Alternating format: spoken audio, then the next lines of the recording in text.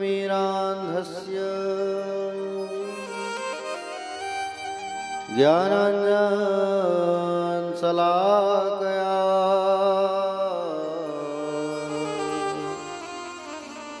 चक्षुन्मीलितं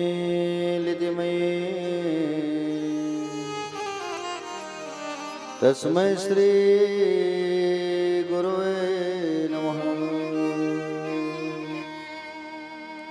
यद्गिरितिलकायते त्रिभुवने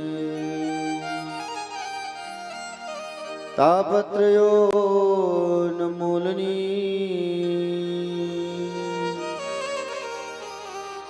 यद्वाक्यामृतजीवनिह जनयति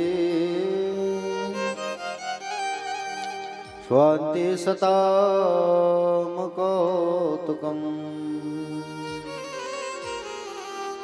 यत्र पादाब्जप्रसादगणतः कैवल्यमापद्यते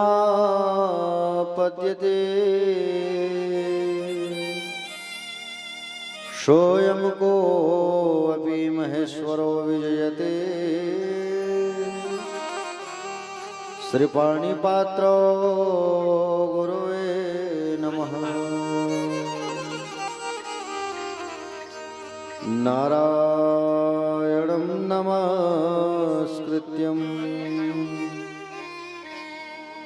नरं चैव नरोत्तमं देवी सरस्वतीर्व्यासं ततो जयमुदीरयेत्।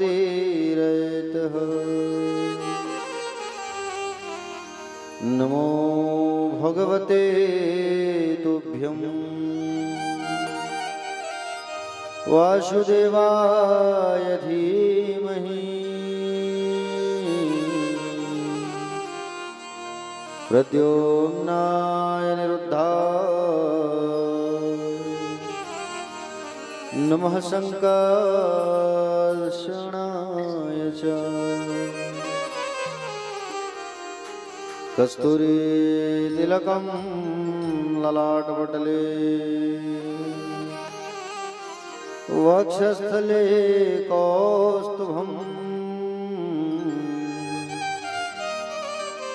नासाग्रे वरमौक्तिकं करतले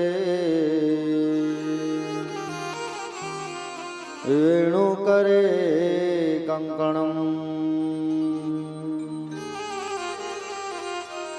सर्वाङ्गे हरिचन्दनं सुललितं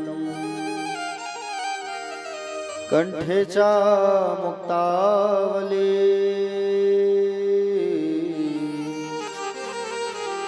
गोपस्त्री परिवेष्टितो विजयते गोपालचूडामणि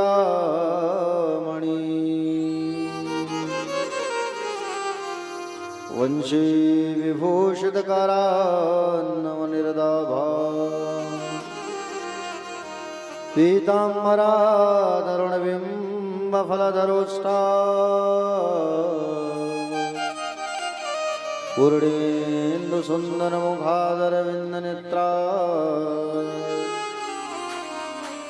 कृष्णात् परं किमपि तत्त्वहं न जाने। देवी प्रपन्नार्ति हरे प्रसीद प्रसीद मातर्जगतोऽखिलस्य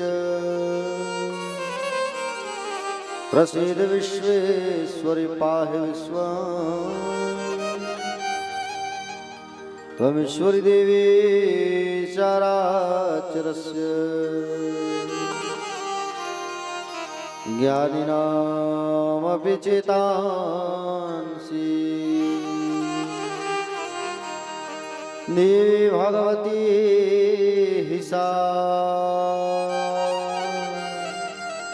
वलादा कृष्णमोहा महामाया प्रयच्छति आवृता या वीणा वरदण्डमण्डितकरा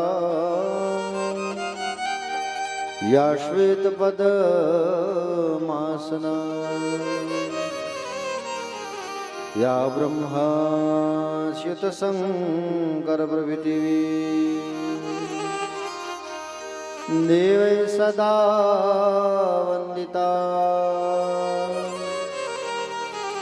सा मा पातु सरस्वती भगवती निःशेषजाड्याम्पः। मनोजवं मारुततुल्यवेगं जितेन्द्रियं बुद्धिमतां वरिष्ठं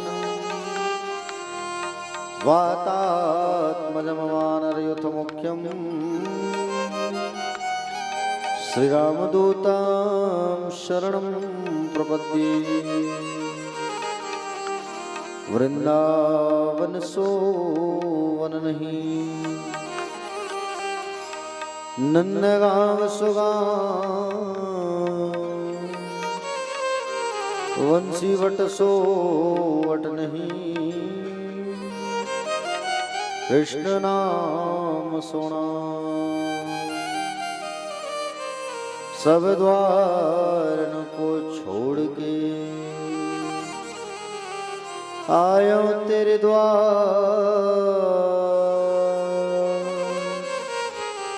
हे वृषभानु की लाडली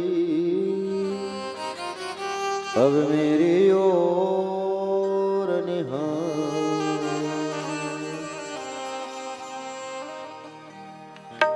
अधरम मधुरम वदनं मधुरं नयनं मधुरं हसितं मधुरं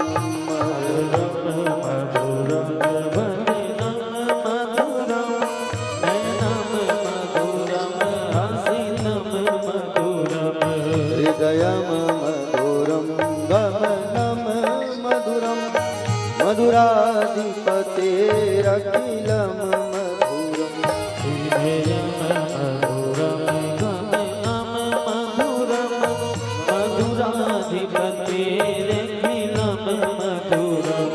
वचनं मधुरं चरितं मधुरं वसनं मधुरं वलितं मधुरं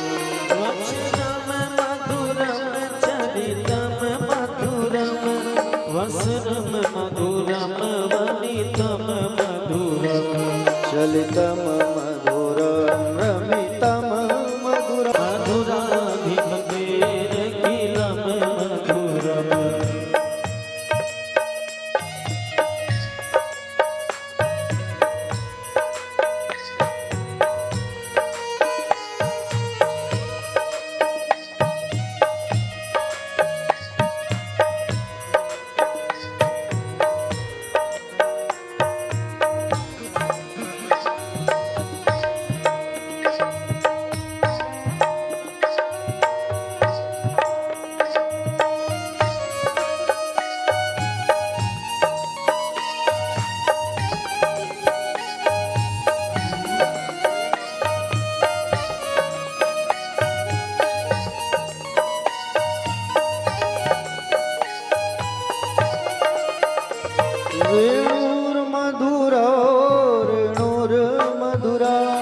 पाणिर्मधुरा पादौ मधुरौ मधुरो रे मधुरा पाणी मधुरा पादव मधुरा नित्यं मधुरं शक्यं मधुरं मधुराधिपतेरखिलं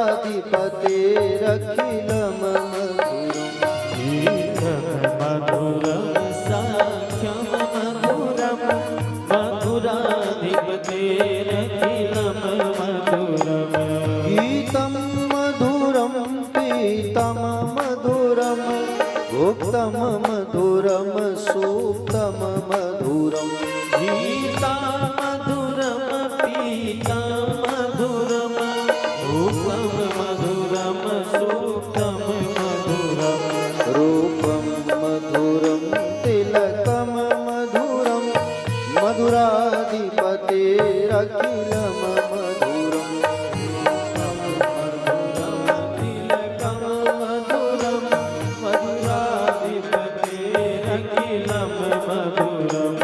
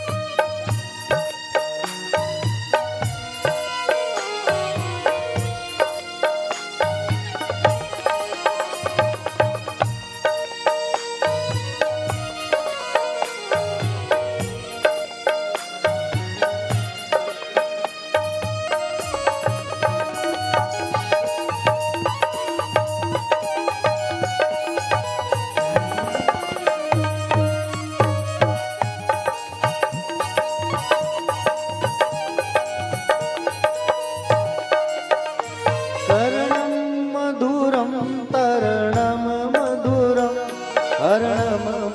रमणं मधुरं तरणं मधुरं तरणं मधुरं हरणं मधुरं रमणं मधुरम् भूमितं मधुरं शमितं मधुरं मधुराधिपतेरखिलं मधुरम् वमितं मधुरं शमितं मधुरं मधुराधिपतेरखिलं मधुरम् कुञ्जा मधुरा माला मधुरा यमुना मधुरा वेची मधुरा पूजा माला मधुरा यमुना मधुरा वीची मधुरा सलिलं मधुरं कमलं मधुरं मधुराधिपतेरखिलं मधुरम् अनिलं मधुरं कमलं मधुरं मधुराधिपतेरखिलं मधुरम्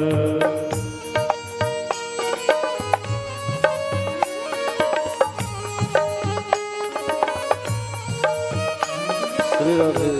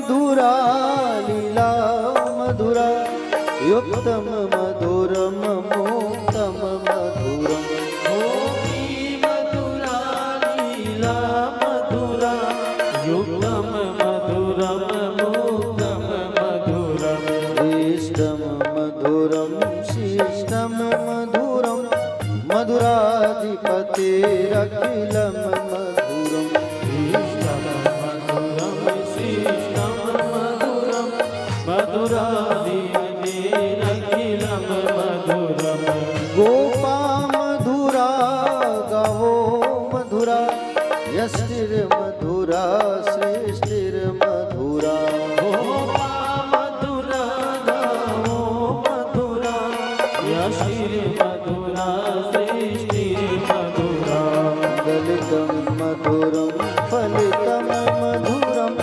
मधुराधिपतेरखिलम मधुरम मधुराधिपतेरखिलम मधुरम मधुराधिपतेरखिलम मधुरम मधुराधिपतेरखिलम मधुरम मधुराधिपतेरखिलम मधुरा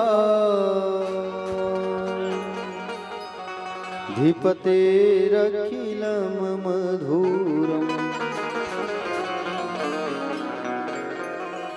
मूले भागवत भगवान की जय व्यास नारायण भगवान की जय श्री सुखदेव जी भगवान की जय श्री परीक्षित जी महाराज की पूज्य अपने अपने माता पिता की पूज्य अपने अपने श्री गुरुदेव भगवान की आंडेश्वर महादेव भगवान की सीताराम जी भगवान की हनुमंत लला की राधा रानी सरकार की प्रिया प्रियतम सरकार की बड़केश्वरनाथ भगवान की श्री राजीव लोचन भगवान की कुलेश्वर महादेव भगवान की नरहरेश्वर महादेव भगवान की मौली माता की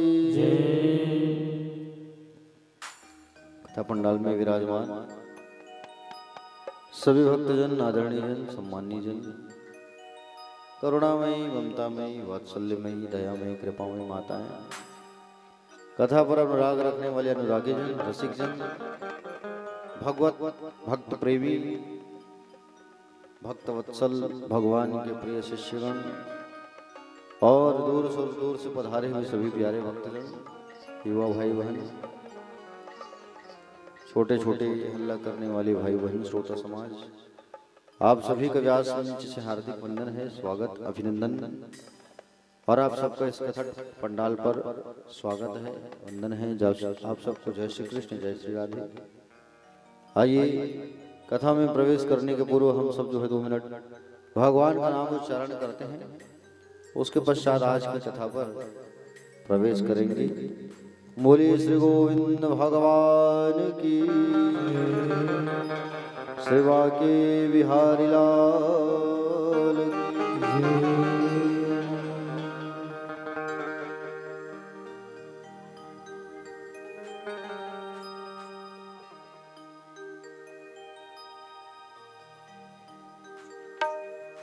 कन्हैया ले चल परली पार,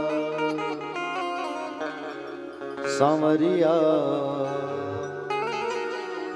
ले चल परली पार, सांवरिया ले चल परली पार, कन्हैया ले चल परली पार।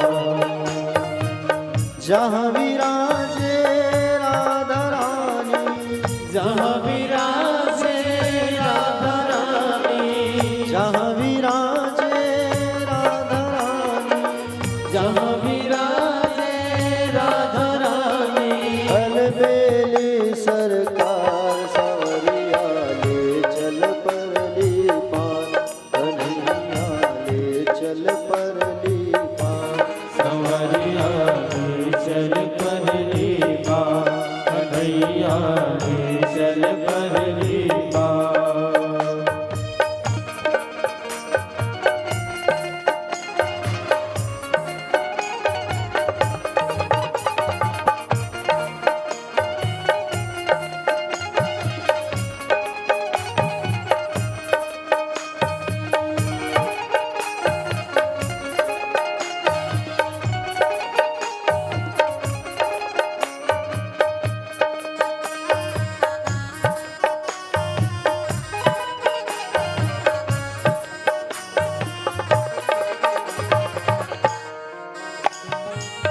गुण अवगुण सब तेरे अर्पण, गुण अवगुण सब तेरे अर्पण, पाप पुण्य सब तेरे अर्पण, पाप पुण्य सब तेरे अर्पण, बुद्धि सहित तन मेरे अर्पण, बुद्धि सहित सब तेरे अर्पण, यह जीवन भी तेरे अर्पण, यह जीवन भी तेरे अर्पण। मैं तेरे चरणों की दासी, मैं तेरे चरणों की दासी, मैं तेरे चरणों की दासी, मैं तेरे चरणों की दासी।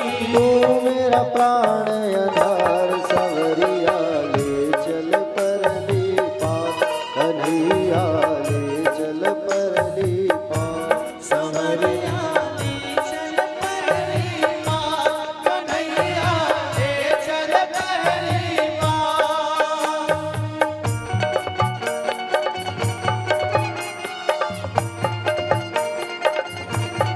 श्री राधे।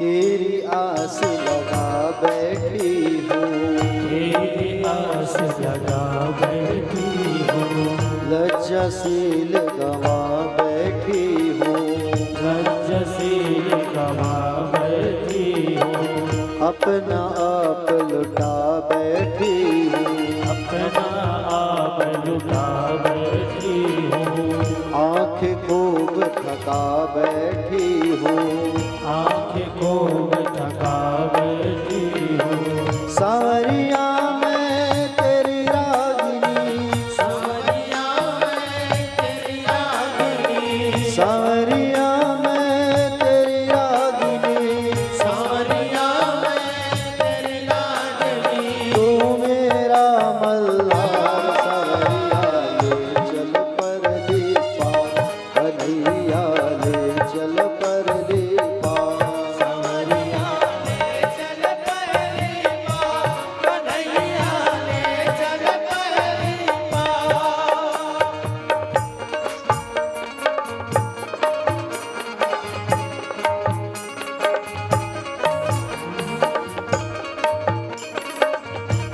रहो।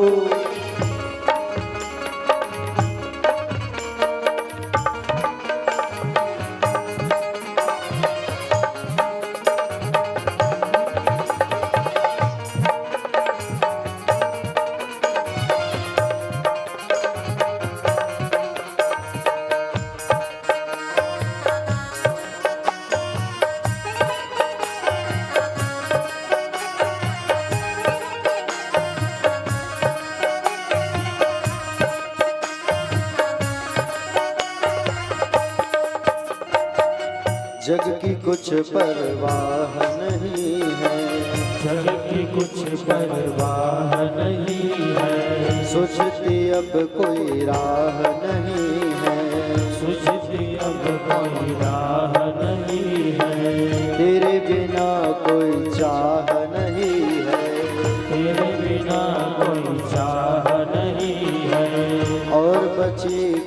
राह नहीं है, और बची कोई राह नहीं है।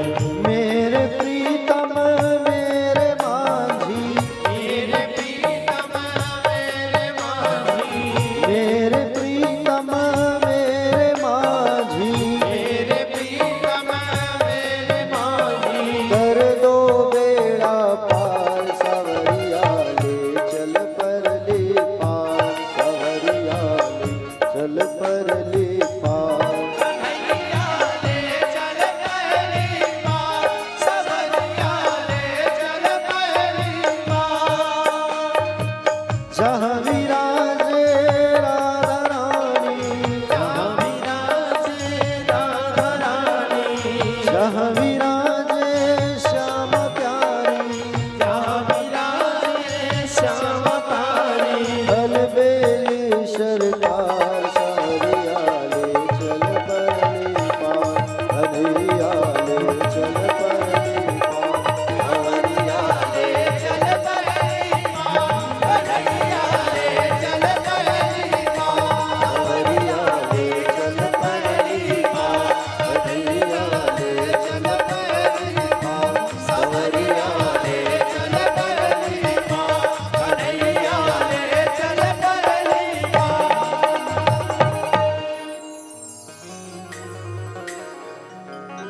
सांवरिया ले चल कर ले पार।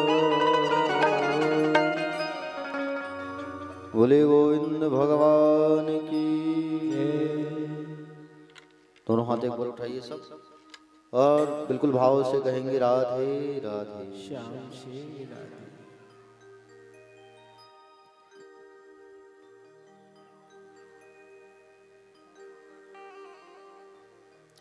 तो कल कहाँ पहुंचे थे कथा में हम लोग परीक्षित जी? कल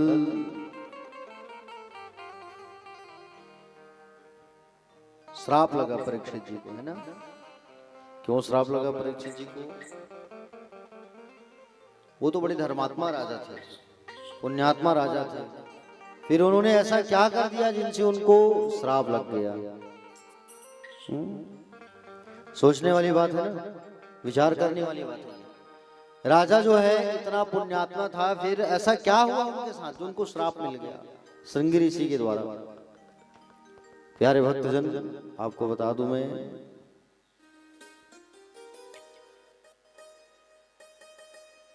राजा परीक्षित ने कल आपको मैंने कथा में बताया था कि कलयुग को उन्होंने स्थान दिया था, 5वां स्थान, स्वर्ण में, सोने में, और जिसके चलते कलयुग जो है जाकर के उनके सिर पर बैठ गया। और कलयुग जो है उनके सिर पर जाकर के जब बैठा, जैसे ही बैठा कलयुग जो है जाकर के, प्यारे भक्तजन, उनकी बुद्धि उल्टी हो गई और समीक महात्मा का उन्होंने अपमान कर दिया। और समीक जी का जब उन्होंने अपमान किया तो समीक महाराज का जैसे अपमान हुआ, तो समीक महाराज का जब अपमान हुआ ना, तो उनके पुत्र श्रृंगी ने उन्हें श्राप दे दिया। समीक का कैसे अपमान किया? समीक महाराज के गले में मरे हुए सांप को उन्होंने डाल दिया, और मरे हुए सांप को जब डाला तो उनके पुत्र ने उन्हें श्राप दे दिया। प्यारे भक्तजन, आपको बता दूं मैं, परीक्षित को जब श्राप लगा, सारे चीजों को छोड़ करके, त्याग करके, सब चीजों को गंगा नदी के किनारे चले आए। और गंगा नदी के किनारे जैसे ही चले आए, प्यारे भक्तजन, आपको बता दूं मैं, हाथ जोड़ करके वंदना करने लगे कि हे गुरुदेव, हे भगवान, हे प्रभु, आप गर्भ में जाकर के मेरी रक्षा किए थे, आप आकर के गुरु बन करके मुझे मार्ग दिखा दीजिए, क्योंकि मेरी मृत्यु है 7वें दिन में। भगवान का ध्यान किया तो भगवान स्वयं, सुखदेव जी भगवान के रूप में भगवान स्वयं पधारे हैं, शिव स्वरूप, शिव अवतारी भगवान सुखदेव जी। और सुखदेव जी भगवान जैसे ही पधारे, सारे लोग खड़े होकर के उनका अभिवादन किए हैं, प्रणाम किए हैं।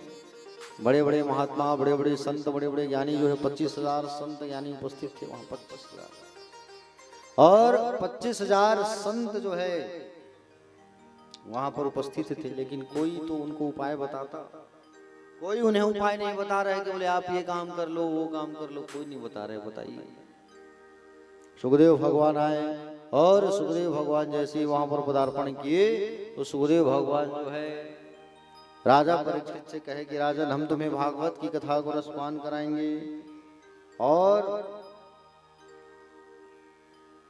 तुम चिंता ना करो। भागवत की कथा सुनने से व्यक्ति तर जाता है। भागवत जो है साधारण ग्रंथ, पुराण नहीं है। सारे पुराणों का तिलक कहा गया है भागवत को, समझ रहे हो ना? सारे पुराणों का तिलक है भागवत जो है। प्यारे भक्तजन, जब तराजू में तौला गया ना, एक तरफ 17 पुराण को ब्रह्मा जी ने और एक तरफ भागवत, तो भागवत जी का पलड़ा भारी था। अब सोचो आप, 17 पुराण को रखा गया और एक तरफ भागवत पुराण को रखा गया,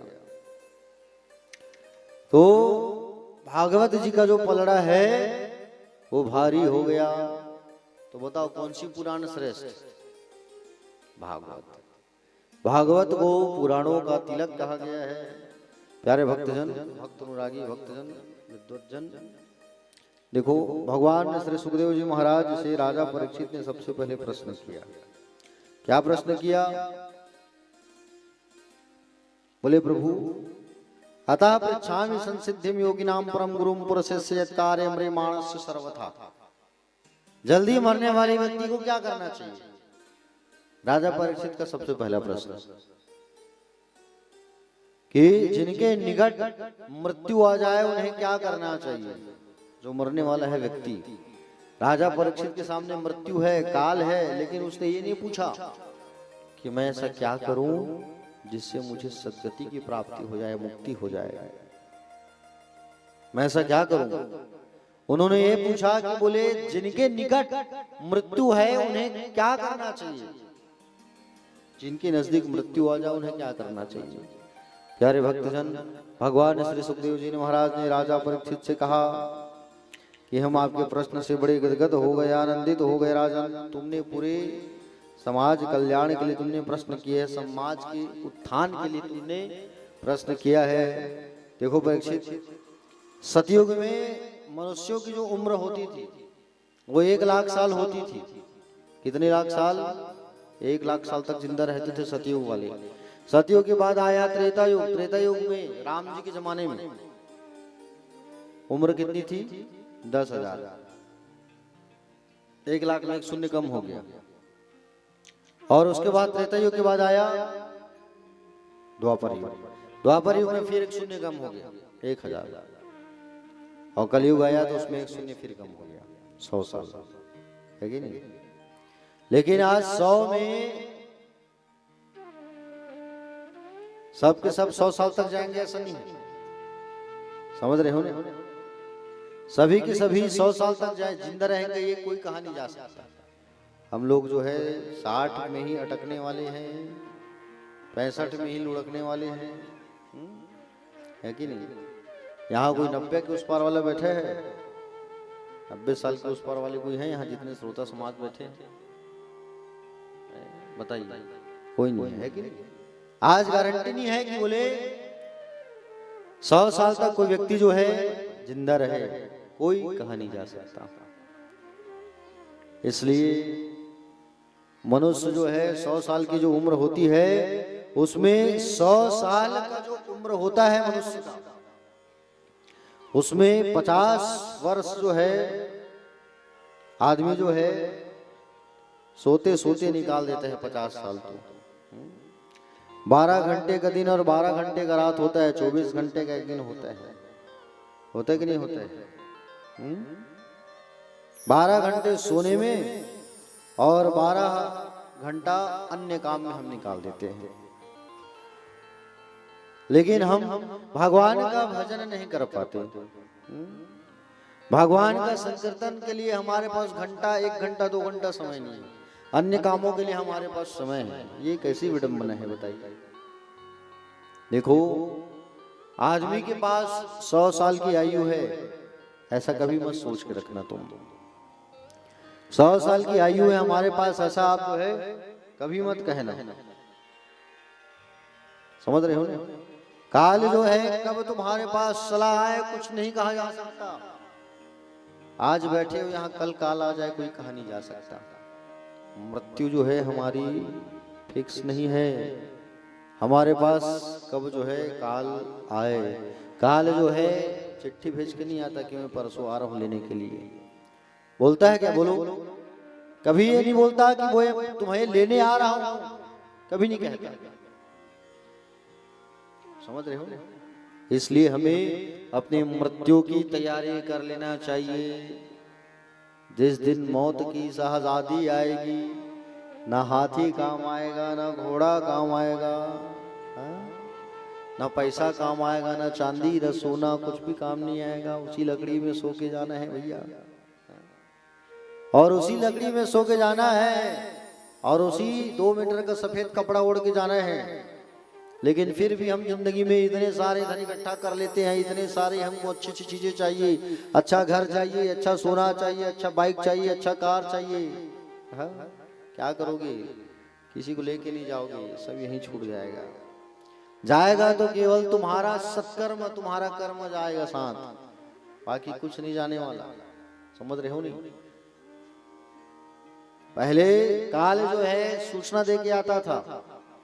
पहले के जमाने में बाल पक गई, सोचो हम बुढ़ापे को तुम जा रहे हो, दांत झड़ गई, आंख कमजोर हो गई, हाँ तो ये मान करके चलो कभी भी काल आ सकता है। लेकिन आजकल तो ऐसा है 3 साल के बच्चे को चश्मा लग जाता है कि नहीं?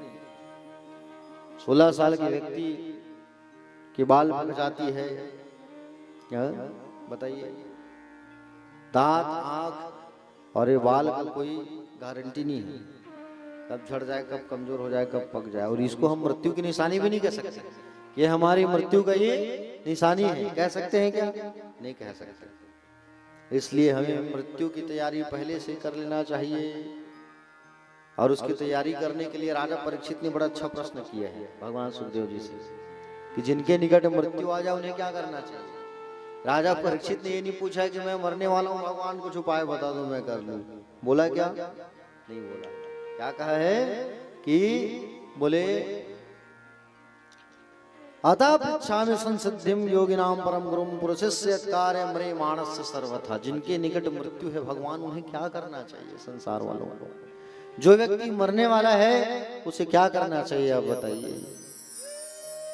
सुखदेव भगवान ने कहा कि राजा तुमने बहुत अच्छा प्रश्न किया है, तो एक ही काम करके कहना चाहिए, एक ही काम करना चाहिए। बोले श्वास श्वास पर कृष्ण भजी,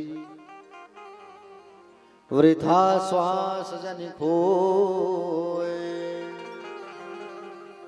न जाने यह श्वास की आवन हो या न हो। ये श्वास की कोई गारंटी नहीं है, आए कब चला जाए, कब ब्रेक हो जाए, इस श्वास में कुछ नहीं कहा जा सकता। समझ रहे हो ना? अभी हम श्वास ले रहे हैं, थोड़ी देर बाद ये श्वास बंद हो जाए, कोई गारंटी नहीं है। श्वास निकल करके गया, वो लौट करके आएगा कि नहीं, इसकी कोई गारंटी नहीं। इसलिए प्रत्येक परिस्थिति में, प्रत्येक कार्य में, सोते उठते, खाते पीते, नाचते गाते, हर एक परिस्थिति में गोविंद को याद करो, और गोविंद को याद करते हुए गोविंद का मनन करो। तुलसीदास जी कहते हैं, क्या कहते हैं मानस में? कर से कर्म करहूं विधि नाना, कर से कर्म करहूं विधि नाना, मन राखूं जहाँ कृपा निधाना। श्री राम जय राम जय जय राम, श्री राम जय राम जय जय राम।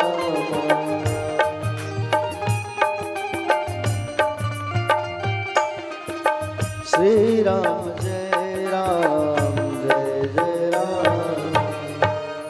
कर से कर्म करहूं विधि नाना, मन राखहूं जहां कृपा निधाना। हाँ? मन को गोविंद के चरणों में बांधो, प्रत्येक स्थिति में, प्रत्येक परिस्थिति में केवल भगवान का नाम भजो। सोते जागते उठते खाते पीते, हाँ? जब तुम सो रहे हो तो कहो कृष्ण कृष्ण, जब तुम जग रहे हो तब कहो कृष्ण कृष्ण, जब तुम नहा रहे हो तब कहो कृष्ण कृष्ण, जब तुम खाना खा रहे हो तब कहो तुम कृष्ण कृष्ण कृष्ण। हर कार्य में केवल कृष्ण कृष्ण कृष्ण कृष्ण कृष्ण, हर कार्य में। समझ रहे हो ना?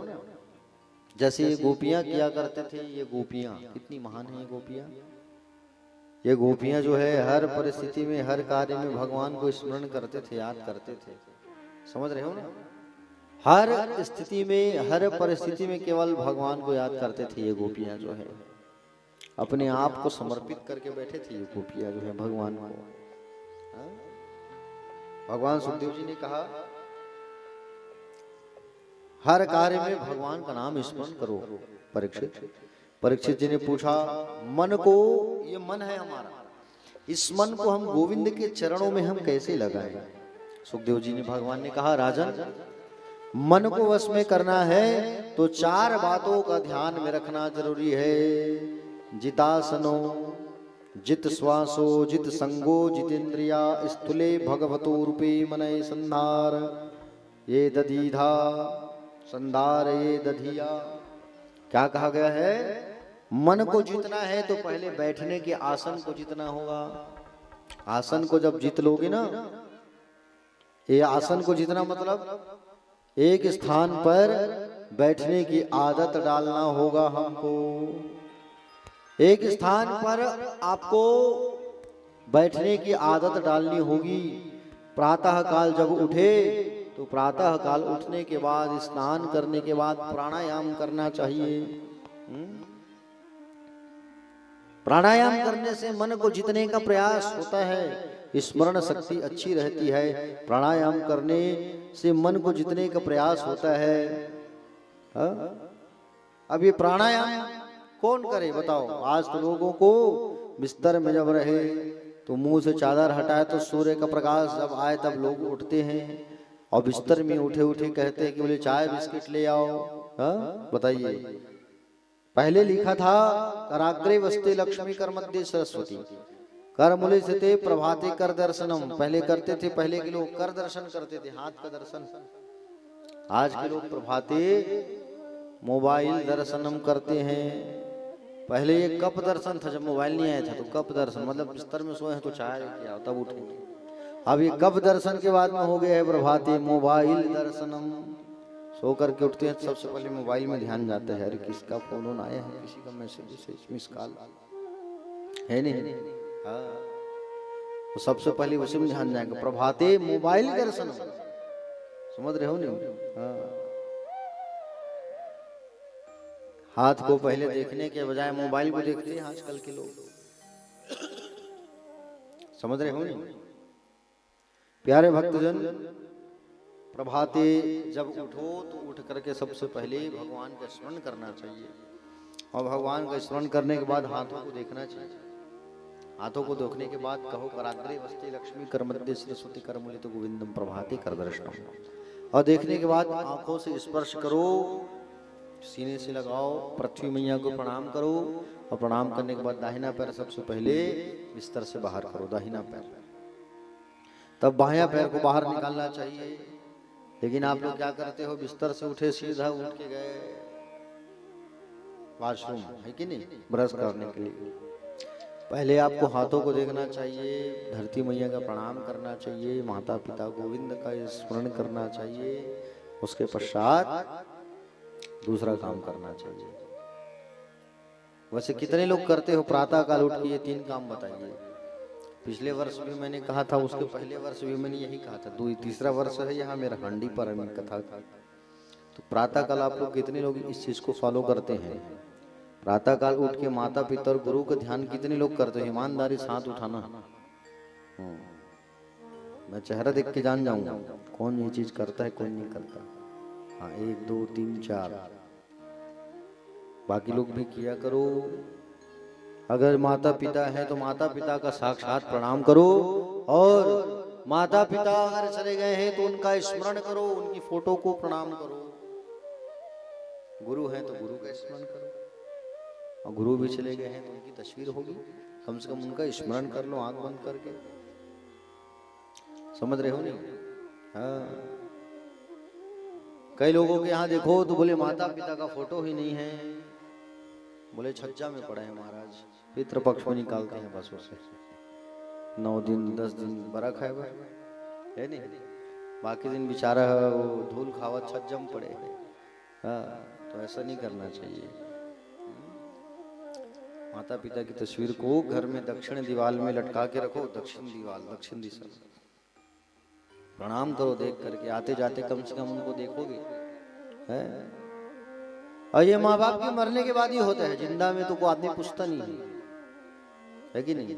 जीवित जब माँ बाप रहते हैं तो उल्टा उनको हम सुनाते हैं, जब माँ बाप कुछ कहे तो हम सुन ले, ऐसा नहीं, माँ बाप उल्टा सुनाने का काम करते हैं, और जब चले जाते हैं तो उनके प्रति प्रेम बढ़ जाता है कि नहीं?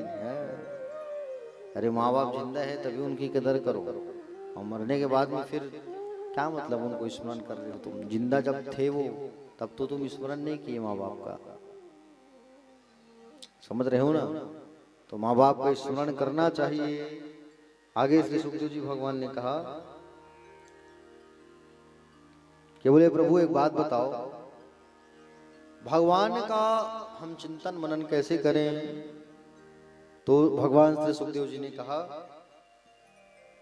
पूरा विश्व प्रपंच परमात्मा का ही रूप है, और ये सोच करके हमको चिंतन करना चाहिए। समझ रहे हो ना? राजा परीक्षित से कहा चिंतन को बढ़ाओ और चिंता को मिटाओ। चिंता संसार की होती है और चिंतन जो है परमात्मा का होता है कि नहीं? चिंता से चतुराई घटे, दुख से घटे शरीर। चिंता नहीं करना चाहिए, चिंता जो है चिता का कारण बन जाता है। चिंता करोगे संसार वालों का, परिवार वालों का, पैसे का चिंता करोगे, घर का चिंता करोगे, और चिंतन जो होती है वो भगवान की होती है। समझ रहे हो ना? चिंतन जो होती है भगवान की होती है। भगवान के प्रति चिंतन करो तुम 24 घंटा, हर पल हर क्षण केवल चिंतन भगवान का, मनन केवल भगवान का। भगवान श्री सुखदेव जी ने राजा परीक्षित को बताया कि राजन, भगवान इस सृष्टि को ही बनाने वाले हैं। भगवान एक मूल कारण है इस सृष्टि के। समझ रहे हो ना? राजा ने कहा भगवान सारी सृष्टि को परमात्मा कैसे बनाते हैं प्रभु? और जो उपदेश आप मुझे सुना रहे हो इसको भागवत धर्म कहा है। इस भागवत का उपदेश सबसे पहले नारायण ने ब्रह्मा को किया, कैसे मुझे बताइए। भगवान सुखदेव ने कहा ये सारी सृष्टि में पहले कुछ भी नहीं था। इस सृष्टि में पहले स्थावर, जंगम, अंडज, उद्भिज, स्वेदज, जरायु बिल्कुल कुछ भी नहीं। केवल और केवल पर ब्रह्म परमात्मा भगवान नारायण। ये संसार पहले पूरा क्या था? जल ही जल था। समझ रहे हो नहीं? ये पृथ्वी में केवल पहले जल ही जल था। ये हांडी पारा, आजाद चौक, ताते पारा सब कुछ भी नहीं था पहले।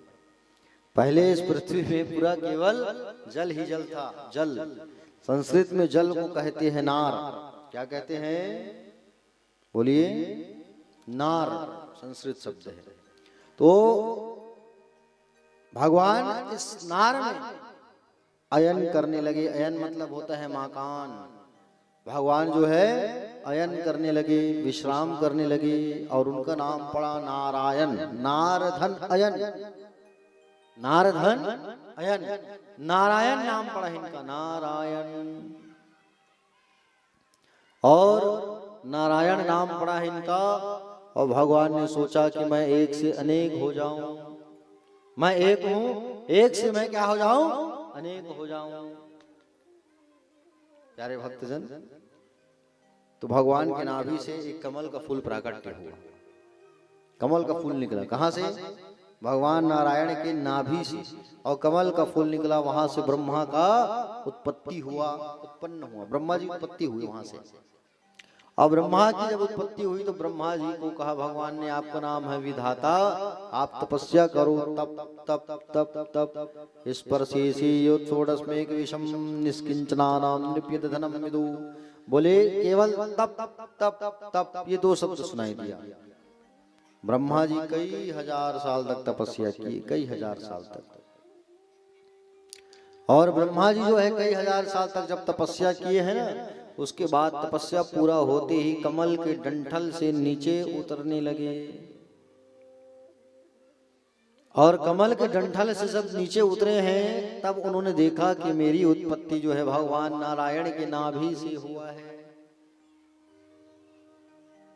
समझ रहे हो ना?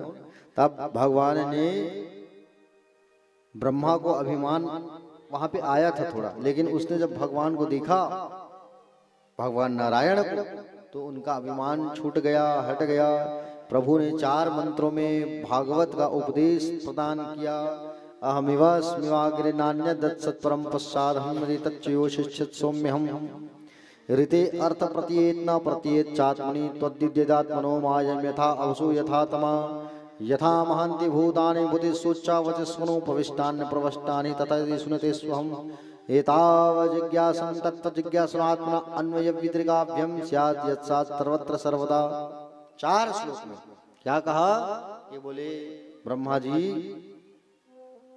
सारी सृष्टि में केवल मैं ही था और सृष्टि के बनने के बाद भी मैं ही रहता हूं। सृष्टि के बिगड़ने के बाद भी केवल जो बचता है वो भी मैं ही होता हूं।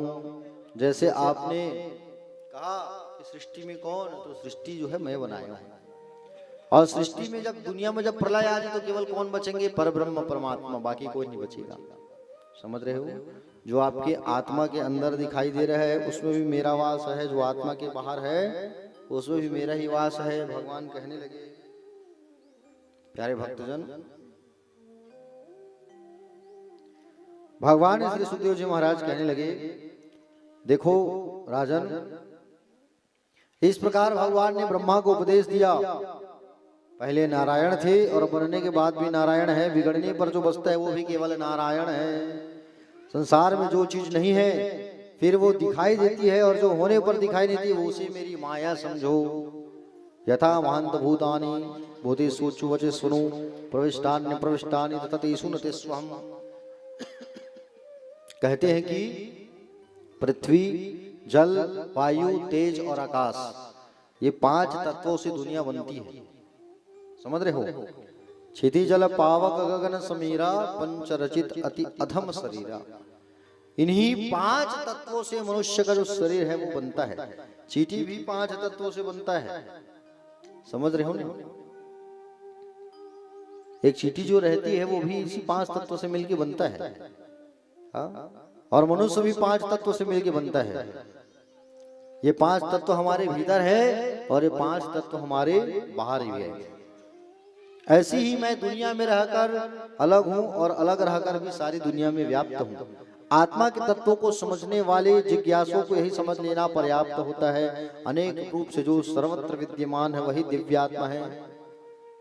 भगवान का जो स्वरूप है वो विराट स्वरूप है। 14 लोक होता है, तो भगवान नारायण के कमर का जो ऊपर भाग है वो 7 लोक है, और कमर के नीचे का जो भाग होता है वो 7 लोक होता है। 14 लोक। संसार में जितनी नदियां हैं वो भगवान के शरीर का नस है, नस नीरो।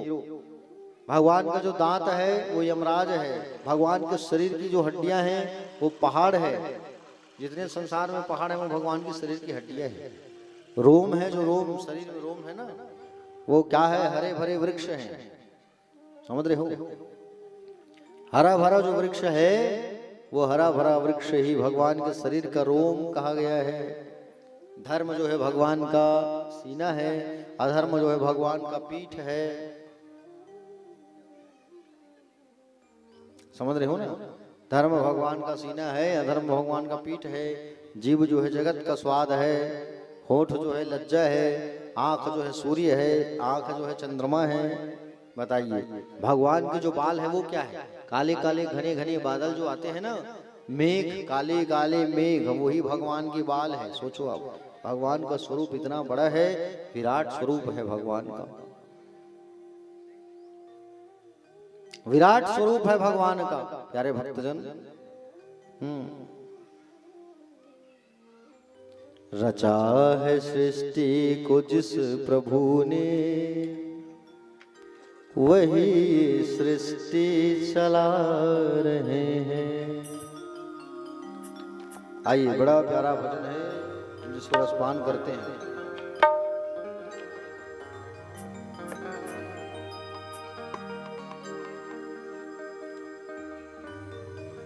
रचाए सृष्टि को जिस प्रभु ने, वही सृष्टि चला रहे हैं। रचाए सृष्टि को जिस प्रभु ने, वही सृष्टि चला रहे हैं। रचा है सृष्टि को जिस प्रभु ने, वही सृष्टि चला रहे हैं। रचाए सृष्टि को जिस प्रभु ने, वही सृष्टि चला रहे हैं। जो पेड़ हमने लगाया पहले, जो पेड़ हमने लगाया पहले, उसी का फल हम अब पा रहे हैं। रचाए सृष्टि को जिस प्रभु ने, वही सृष्टि चला रहे हैं। रचाए सृष्टि को जिस प्रभु ने, वही सृष्टि चला रहे हैं।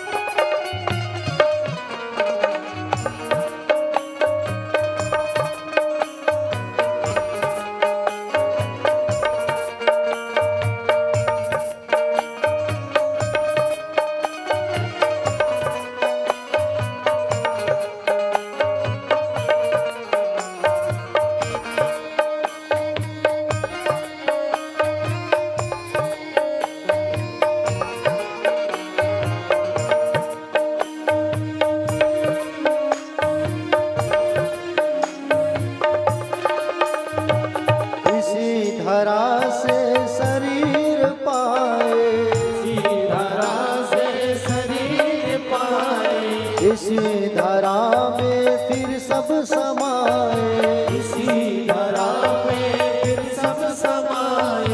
इसी धरा से शरीर पाए, इसी धरा से शरीर पाए, इसी धरा में फिर सब समाए। इसी धरा में फिर सब समाए।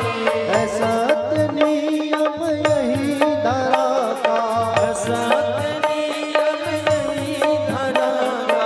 एक गा रहे हैं, एक गा रहे हैं। रचा है सृष्टि को जिस प्रभु ने, वही सृष्टि चला रहे हैं। रचाए सृष्टि को जिस प्रभु ने, वही सृष्टि चला रहे हैं।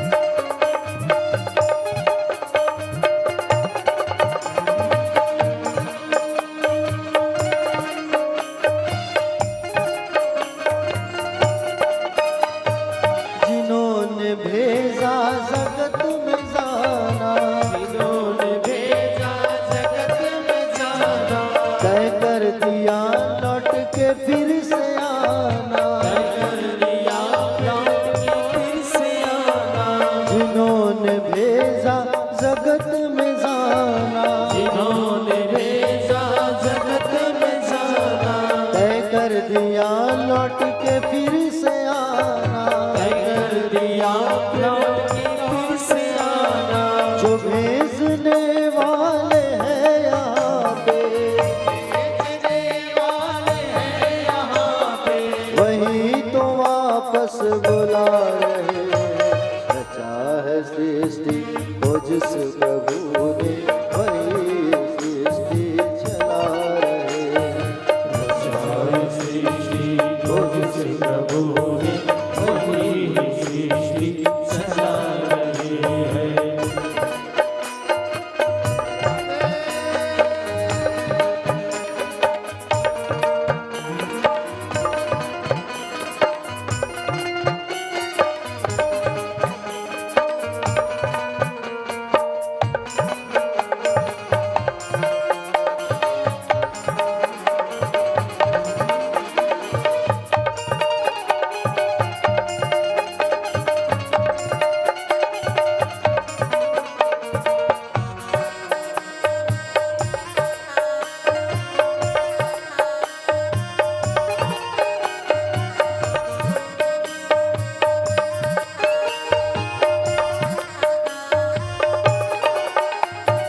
बैठे हैं जो धान की बालियों में, बैठे हैं जो धान की बालियों में, समाए मेहंदी की लालियों में, समाए मेहंदी की लालियों में, बैठे हैं जो धान की बालियों में, बैठे हैं जो धान की बालियों में, समाए मेहंदी की लालियों में, समाए मेहंदी की लालियों में। हर डाल हर पत्ते में समा कर, हर बाल हर पत्ते में समा कर, गुल रंग बिरंगे खिला रहे हैं।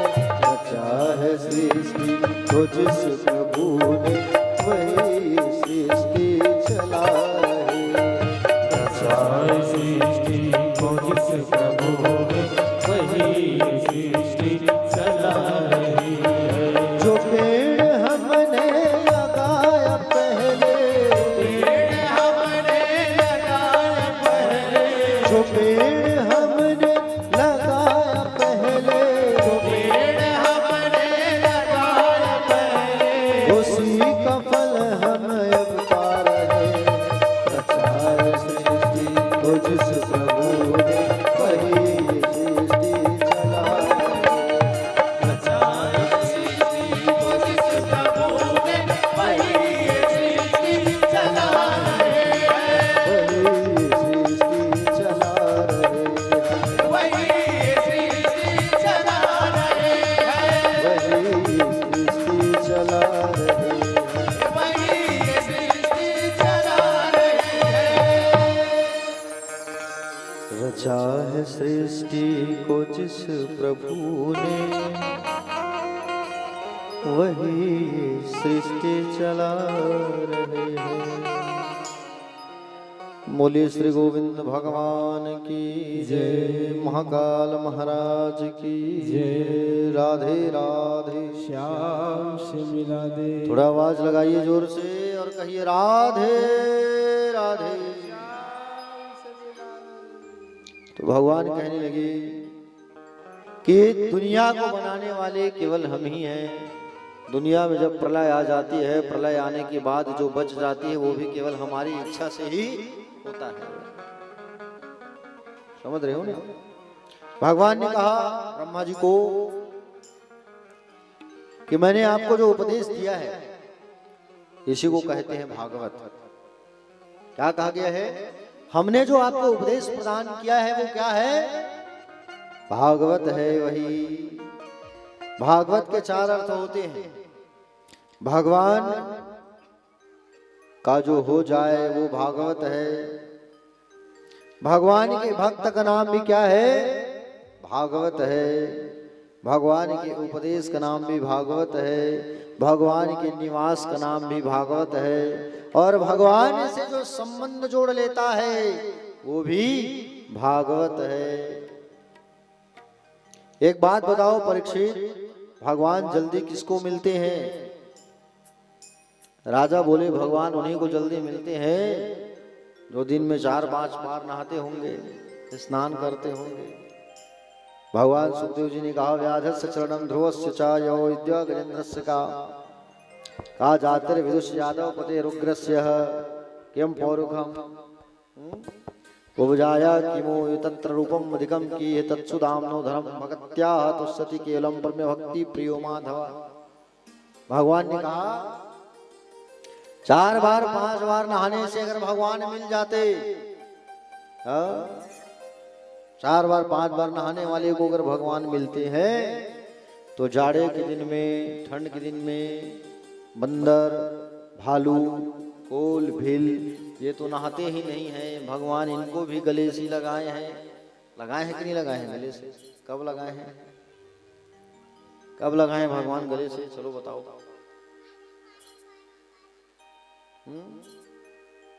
कब लगाए हैं कि गले से? हाँ तो कह रहे हो ना, तो बताओ कब लगाए हैं भगवान गले से? भाई सीधी सी बात है, राम जी जो है गले से लगाए हैं। बंदर को, भालू को, वानर को लगाए कि नहीं लगाए गले से? माँ जानकी की खोज में जब भगवान जो है सुग्रीव के यहाँ पहुंचे तब वानरों से उनकी मित्रता हुई। वानर राज सुग्रीव, तो भगवान सबको गले से लगाए हैं। छोटे छोटे समुद्र मंथन जब कर रहे थे तो सब पत्थर को उठा उठा के फेंक रहे थे, तो सबके हाथ पैर में दर्द हो गया था। आइए आइए, स्वागत है स्वागत है। सबके हाथ पैर में दर्द हो गया था, भगवान जा जा के छूते थे। अरे छोटे से वानर, तुमने भी आज बहुत मेहनत किया है। हाथ में बस फेरते थे और दर्द खत्म हो जाता था। गले से लगाते थे तो शरीर का कष्ट खत्म। तो भगवान जो 4-5 बार नहीं नहाते उनको भी तो भगवान गले से लगाए हैं। राजा अब बोलो, समझ रहे हो ना? भगवान जो है ये नहीं देखते कि कौन नहा रहा है कौन नहीं नहा रहा है। भगवान केवल मन को देखते हैं। अस हमार प्रभु बड़ सेवक आई, ले ही न बासन बसन चुराई। भगवान यह नहीं देखते कि हम कितनी बार स्नान करते हैं। भगवान ये नहीं देखते कि हमारी उम्र कितनी होगी। ध्रुव जी की उम्र कितनी थी बताओ? ध्रुव की उम्र 5 साल का था। ध्रुव जो है था कि नहीं था? भगवान उनको भी मिले। भगवान अगर पढ़ा लिखा व्यक्ति देखते कि पढ़ा लिखा है, मैं उन्हीं को मिलूंगा, तो वो हाथी गजेंद्र जो है पढ़ा था क्या?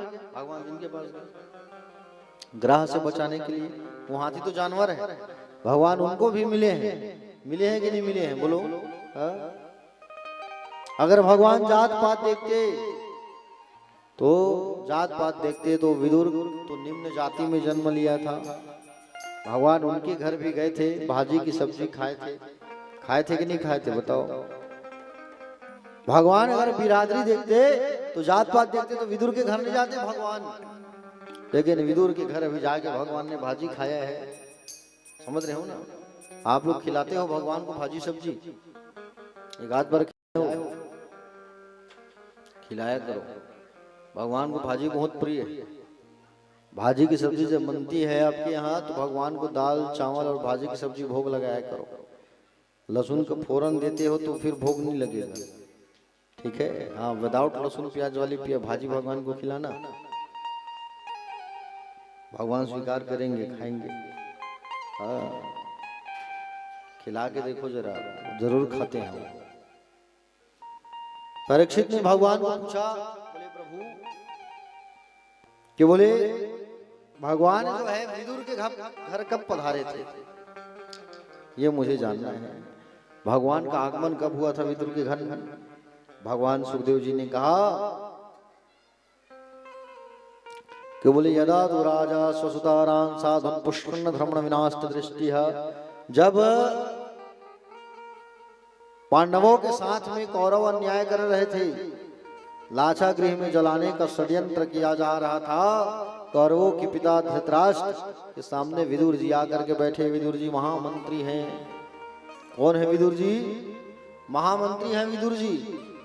जब कौरव जो है पांडवों के साथ अत्याचार कर रहे थे,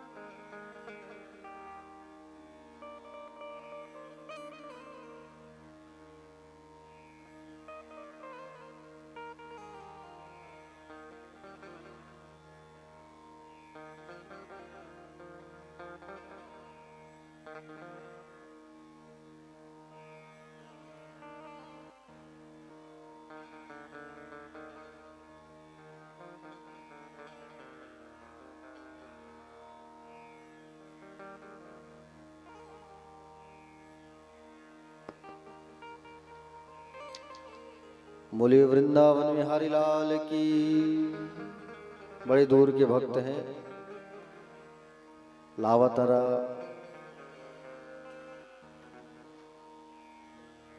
भीमभौरी के पास जो लावातरा गांव है, उसी गांव से पधारे हैं हमारे भक्तजन। जो है रहना बीर गांव पे होता है और बढ़िया गुरुजी से मुलाकात हो जाएगी, बढ़िया कथा रसपान करेंगे करके चल के आए हैं भाई। एक बार उनके स्वागत के लिए ताली बजा दीजिए सब लोग।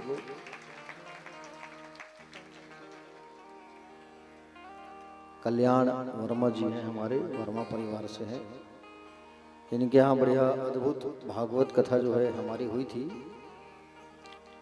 प्यारे भक्तजन, तो परीक्षित जी पूछने लगे कि भगवान विदुर के घर कब गए। तो जिस समय महाभारत युद्ध के पहले की बात है, पांडवों के साथ में कौरव अत्याचार कर रहे थे, तो विदुर जी महाराज जा करके बोले, विदुर जी महाराज जो है जा करके क्या कहने लगे धृतराष्ट्र को, धृतराष्ट्र को जा करके कहने लगे कि बोले राजन, मैं मंत्री होने के नाते नहीं, भाई होने के नाते नहीं, एक नागरिक होने के नाते मैं आपसे निवेदन कर रहा हूं। क्या निवेदन कर रहा हूं? अन्याय की बेल पर कभी अमृत का फल नहीं फलता है महाराज। अन्याय की बेल कभी हरी भरी नहीं हो सकती। पांडवों के साथ तुम्हारे पुत्र जो न्याय कर रहे हैं उसे रोक लो। पांडवों के साथ तुम्हारे पुत्र जो अत्याचार कर रहे हैं उसे रोको। पांडव कमजोर नहीं है, पांडव तो तुम्हारा आदर करते हैं, सम्मान करते हैं। क्या करते हैं? सम्मान करते हैं पांडव जो है। प्यारे, एक व्यक्ति के कारण अगर पूरा नगर नष्ट हो रहा है तो उस व्यक्ति को नगर से निकाल दो। एक व्यक्ति के कारण अगर पूरा समाज जो है परेशान है तो उस व्यक्ति को समाज से निकाल दो। और एक व्यक्ति की त्यागने से अगर खानदान सुरक्षित है तो उस व्यक्ति को त्याग देना चाहिए। तुम्हारे परिवार में दुर्योधन बहुत बड़ा कलंक पैदा हुआ है। 100 पुत्रों में ये जो दुर्योधन है ना, सबसे बड़ा कलंक है, कलंक पैदा हुआ है, इसे हटा दो। ये आपके परिवार को विनाश कर देगा। और जो शकुनी है गांधार नरेश, उसे भी तुम निकाल दो यहां से, नहीं तो तुम्हें बहुत पछताना पड़ेगा महाराज। दुर्योधन की बात मत मानो, पांडवों को लाक्षागृह में जलने से बचाओ। उनके साथ जो अन्याय हो रहा है उसे रोको। आप अन्याय जो हो रहा है पांडवों के साथ उसे रोको। बहुत अत्याचार हो रहा है। भरी सभा में दुर्योधन जो है कहने लगा, ऐ विदुर, बोले तुम हमारे महामंत्री हो और तुम दासी के पुत्र हो के हमारे खिलाफ बात कर रहे हो, पांडवों का पक्ष ले रहे हो तुम। खबरदार, अगर तुमने पांडवों के बारे में हमारे पास बात किया, हम तुम्हें आज के महामंत्री के पद से हटा रहे हैं। विदुर जी कहने लगे, तुम मुझे क्या हटाओगे, मैं खुद ही तुम्हारा घर द्वार छोड़ के जा रहा हूं। मैं तुम्हारा सब घर द्वार छोड़ के जा रहा हूं। विदुर जी जो है अपनी पत्नी को लेकर के चले गए। कौरवों का जो पुण्य है, विदुर जी जब गए तो मान के चलो कौरवों का जो पुण्य है वो विदुर के साथ चले गया। विदुर जी बहुत बड़े धर्मात्मा थे, नीतिज्ञ थे, धर्म पालक थे, प्रजा पालक थे, ज्ञानी थे विदुर जी महाराज। कौन थे विदुर? विदुर जी कौन है? विदुर जी कोई साधारण नहीं। विदुर जो है स्वयं यमराज है, धर्मराज है। विदुर जो है वो तो ऋषि के श्राप के कारण विदुर बन के जन्म लिए हैं। समझ रहे हो ना कैसे श्राप मिला है? सुनो बता रहा हूं। मांडव्य नाम के एक ऋषि थे, ऋषि मांडव्य। और मांडव्य नाम के जो ऋषि थे ये साधना में, तपस्या में लीन थे। इनके यहाँ 3 चोर भागते भागते आके छुप गए। 3 चोर राजा के सिपाही पकड़ते पकड़ते खोजते खोजते आए, उनको चोर को पकड़ लिए, साथ में मांडव्य ऋषि को भी पकड़ लिए। ये भी चोरी किया होगा, इसे भी पकड़ो। और पकड़ के ले गए, और जैसे ही पकड़ करके ले गए तो राजा ने उन सिपाहियों के आदेश के अनुसार उन चोरों को फांसी में लटका दिया। चोर तो मर गए, मांडव्य ऋषि को सूली में लटकाया गया।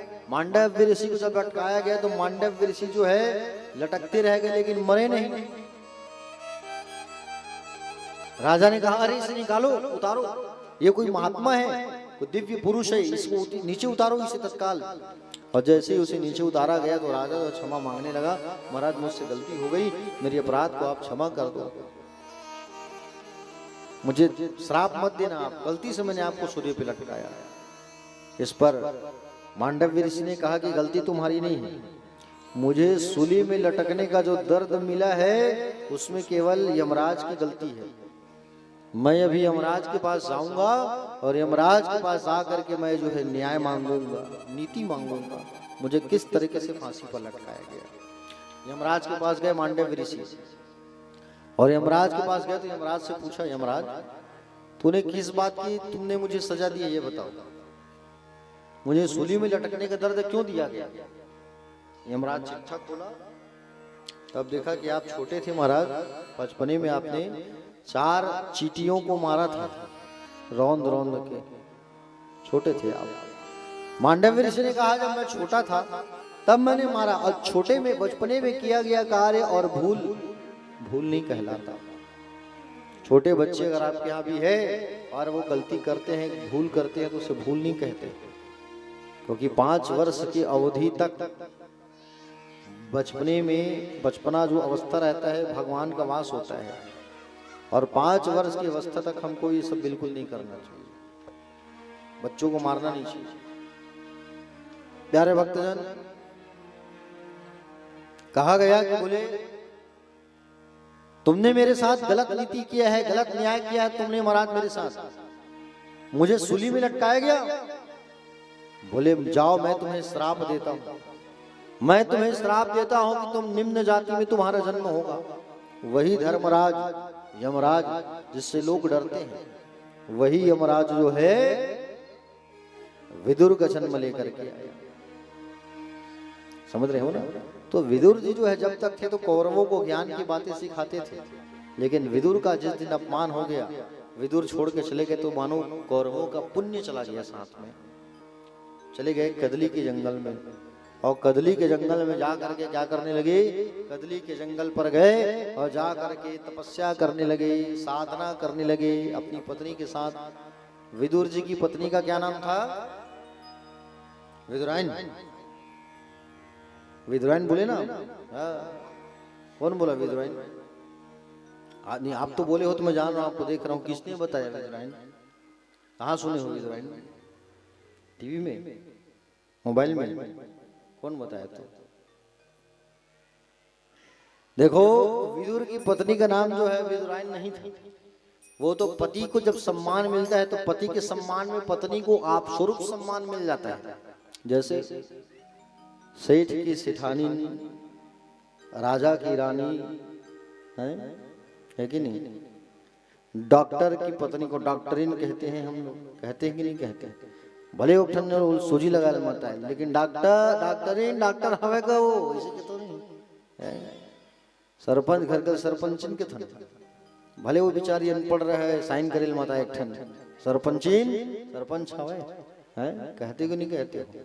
हाँ, तो उसी प्रकार से विदुर की पत्नी को विदुराइन कहते, लेकिन विदुराइन नाम नहीं था उसका, उसका नाम था सुलभा। सुलभा, समझ रहे हो नहीं? हाँ, सुलभा नाम था। तो सुलभा देवी को लेकर के चले गए कहाँ? जंगल चले गए, और केले के जंगल पर, कदली का जंगल जहाँ पे केले का वृक्ष था, केले का पेड़, वहां पर जाकर के इन्होंने क्या किया? इन्होंने सत्संग किया, भक्ति किया, आराधना किया 12 साल तक। कितने साल तक? 12 वर्ष तक इन्होंने आराधना किया है, भक्ति किया है। उसी समय भगवान द्वारिकाधीश जो है हस्तिनापुर आ रहे थे, रथ में सवार होकर के पांडव और कौरव के बीच में मित्रता कराने। महाभारत का वो युद्ध मत हो, नहीं तो प्रलय आ जाएगा। भगवान स्वयं समझाने आए हैं, और भगवान समझाने जब आए, द्वारिकाधीश तो देखा कि द्वारकाधीश आ रहे हैं, सब भीड़ लग गई भगवान को देखने के लिए। भगवान आ रहे हैं, भगवान आ रहे हैं, और भगवान आ रहे हैं तो भीड़ लगी। तो उस भीड़ में कौन है? विदुर और विदुरायन, है ना? विदुर विदुरायन भी उस भीड़ में खड़े हैं, भगवान को देख रहे हैं। भगवान काश हमारी ओर देख लेते। अरे भगवान जिसकी ओर देख ले तो उसका तो जीवन संवर जाए। भगवान ने देखा तिरछी नजर से कि विदुर विदुरायन भी भीड़ में खड़े हैं। भगवान ने तिरछी नजर से देखा विदुर विदुरायन की ओर। भगवान उस सभा में गए जहां दुर्योधन का सभा लगा हुआ था, और दुर्योधन का जहां सभा लगा था वहां पर भगवान पधारे। भगवान का स्वागत किया। स्वागत के बाद भगवान अपनी बात पेश की, बात रखे भगवान कहने लगे, देखो दुर्योधन, पांडवों को उनकी संपत्ति दे दो। अरे आधी संपत्ति अगर नहीं दे पाओगे तो कोई बात नहीं, कम से कम 5 गांव ही दे दो। कितने गांव? 5 गांव। समझ रहे हो ना? 5 गांव दे दो उनको। दुर्योधन भड़क गया। सुई की नोक की भांति द्वारकाधीश, सुई की नोक की भांति भी मैं संपत्ति नहीं दूंगा इन लोगों को। बोले आप इन पांडवों का पक्ष रहे तो रख रहे हो तो खबरदार, इन पांडवों को मुझे संपत्ति नहीं देना है। भड़क गया ये। बोले ठीक है। भगवान कहे ये दुष्ट के सामने मुझे रहना नहीं है। भगवान उठ के जाने लगे। भगवान जब उठ के जाने लगे तो दुर्योधन कहा कि बोले प्रभु आप मत जाइए, मेरी माँ गांधारी जो है आपके लिए 56 भोग बना करके रखी है, खा लो उसे। 56 भोग पा करके जाओ आप।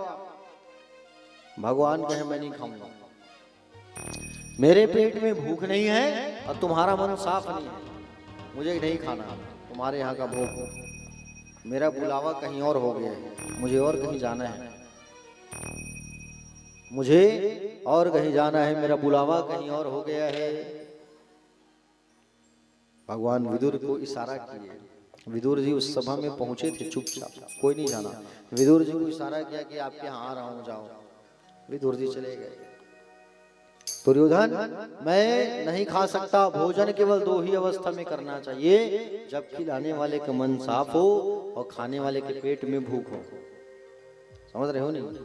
आप कहीं चले गए हो, वहां तुम्हें पूछने लगे खाना खाओगे, खा के आए हो क्या खाना, बना दूं क्या खाना।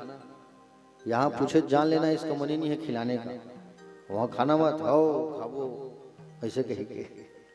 और कहीं खा लिए वहां बैठ करके तो तुमसे बड़ा बेवकूफ कोई नहीं। समझ रहे हो ना?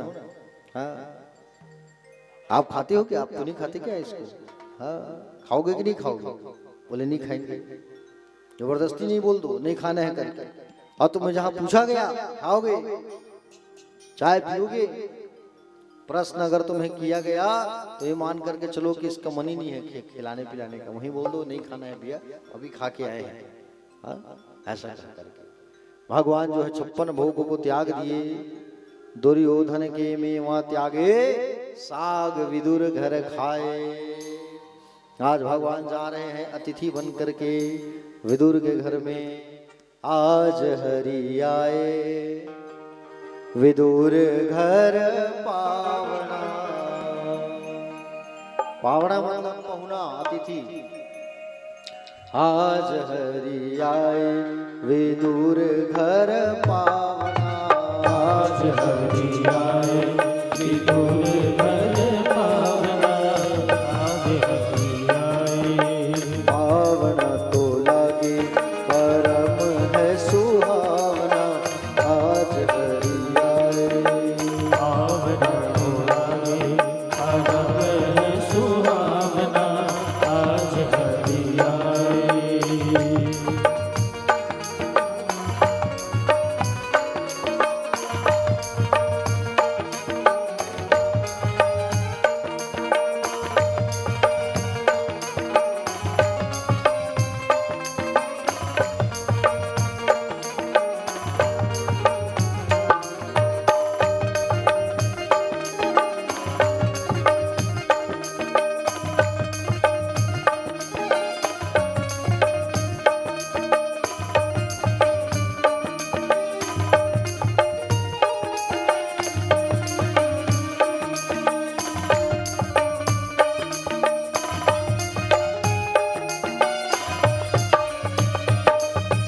विदुर नहीं घर में विदुरानी, विदुर नहीं घर में विदुरानी, आवत देखे सारंग पाणी, आवत देखे सारंग पाणी, विदुर नहीं घर में विदुरानी, विदुर नहीं घर में विदुरानी, आवत देखे सारंग पाणी, आवत देखे सारंग पाणी, बोल देह नहीं आवे चिंता, बोल देह नहीं आवे चिंता, बोल देह नहीं आवे चिंता, बोल देह नहीं आवे चिंता, भोजन काज मावरा आज हरि आए, विदुर घर पावना आज हरि आए।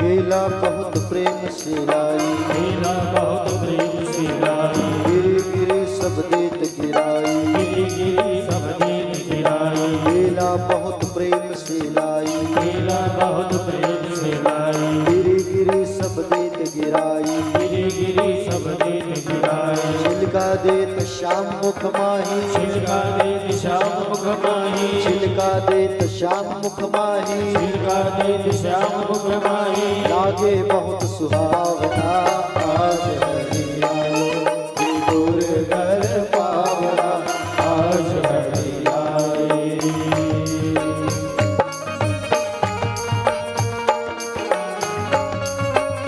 जय हो।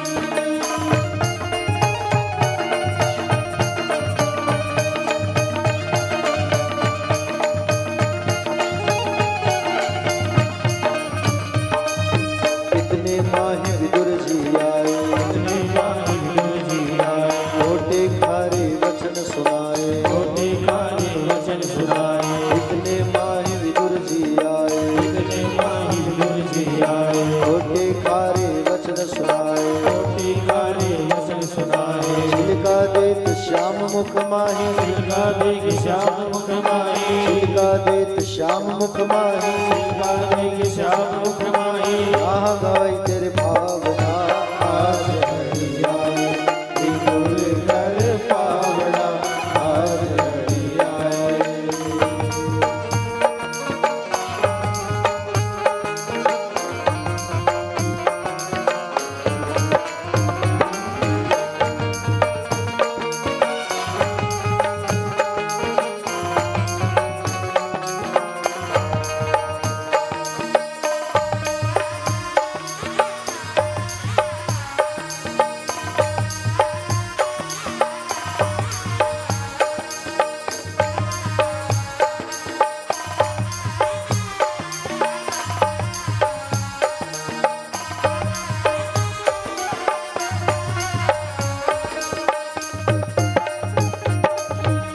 लीलालिन्न विदुर हाथ माही लीलालिन्न विदुर हाथ माही गिरि देत गिरधर मुख माही गिरिदेत गिरिधर मुख माही लीलालिन्न विदुर कर माही लीलालिन्न विदुर कर माही गिरि देत गिरधर मुख माही गिरिदेत गिरिधर मुख माही कहत कन्हैया सुनो विदुर जी कहत कन्हैया सुनो विदुर जी कहत कन्हैया सुनो विदुर जी कहत कन्हैया सुनो विदुर जी ओ स्वाद नहीं आवना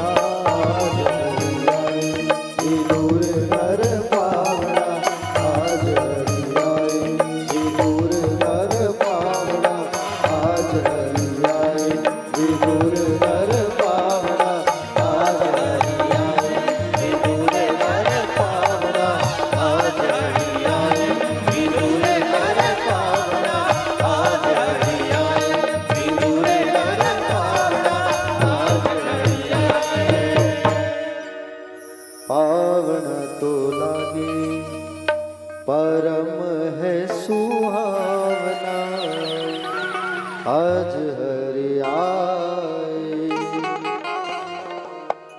आज भगवान विदुर जी के घर पधारे, बड़ी अच्छी प्रसंग ध्यान पूर्वक कथा रसपान करिए।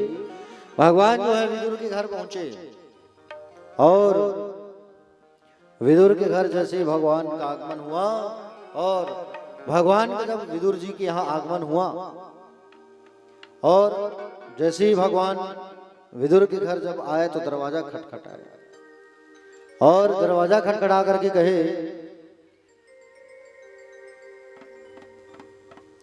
दरवाजा खटखटा करके कहने लगे, बोले विदुर चाचा कहाँ हो। दरवाजा खटखटाए, चाची अंदर से आवाज लगाई, बोले कौन।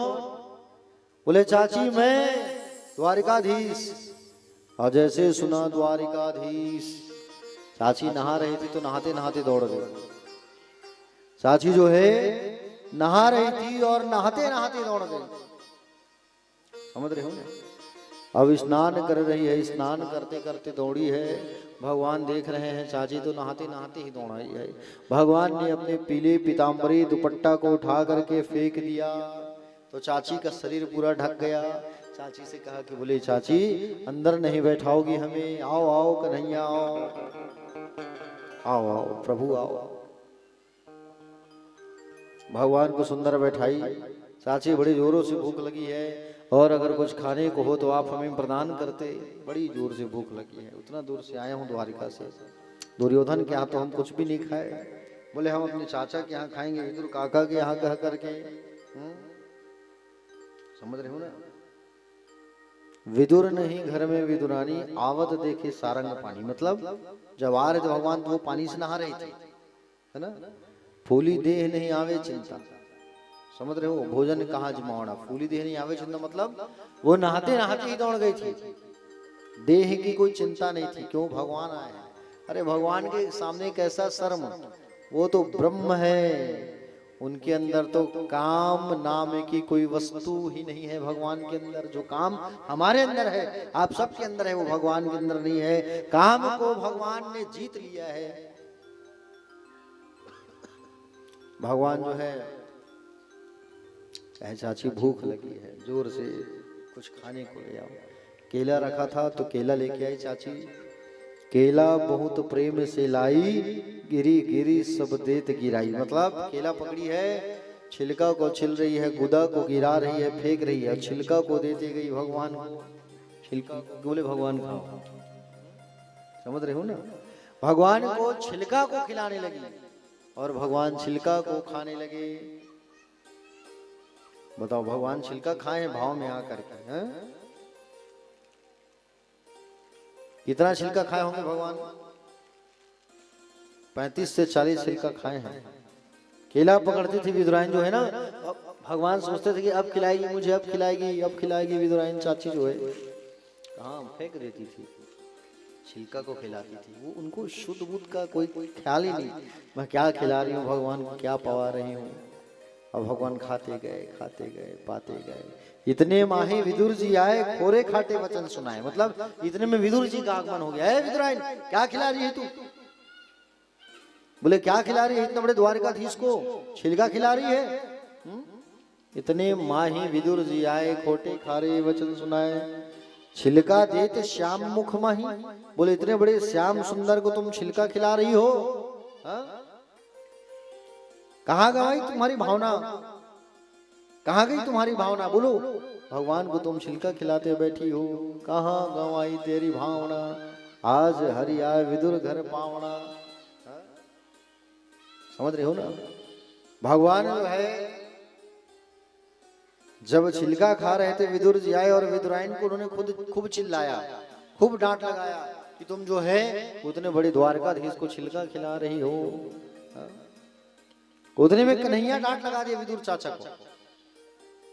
कन्हैया जो है डांट लगा दिए विदुर को कि बोले आप क्या जानोगे काका, ये छिलका में कितना स्वाद है, आप चुप रहो, चाची मुझे प्रेम से खिला रही है तो मैं खा रहा हूं, बताओ। विदुर जी को डांट लगा दिया और फिर आसन लगाया गया, आसन पर सुंदर बैठाया गया भगवान को। भाजी की सब्जी बनी है और पेज बना है, पेज, भाजी और पेज, और भगवान को परोसा गया। भगवान को परोसा गया तो भगवान सोचे मैं तो कभी ये खाया नहीं हूं।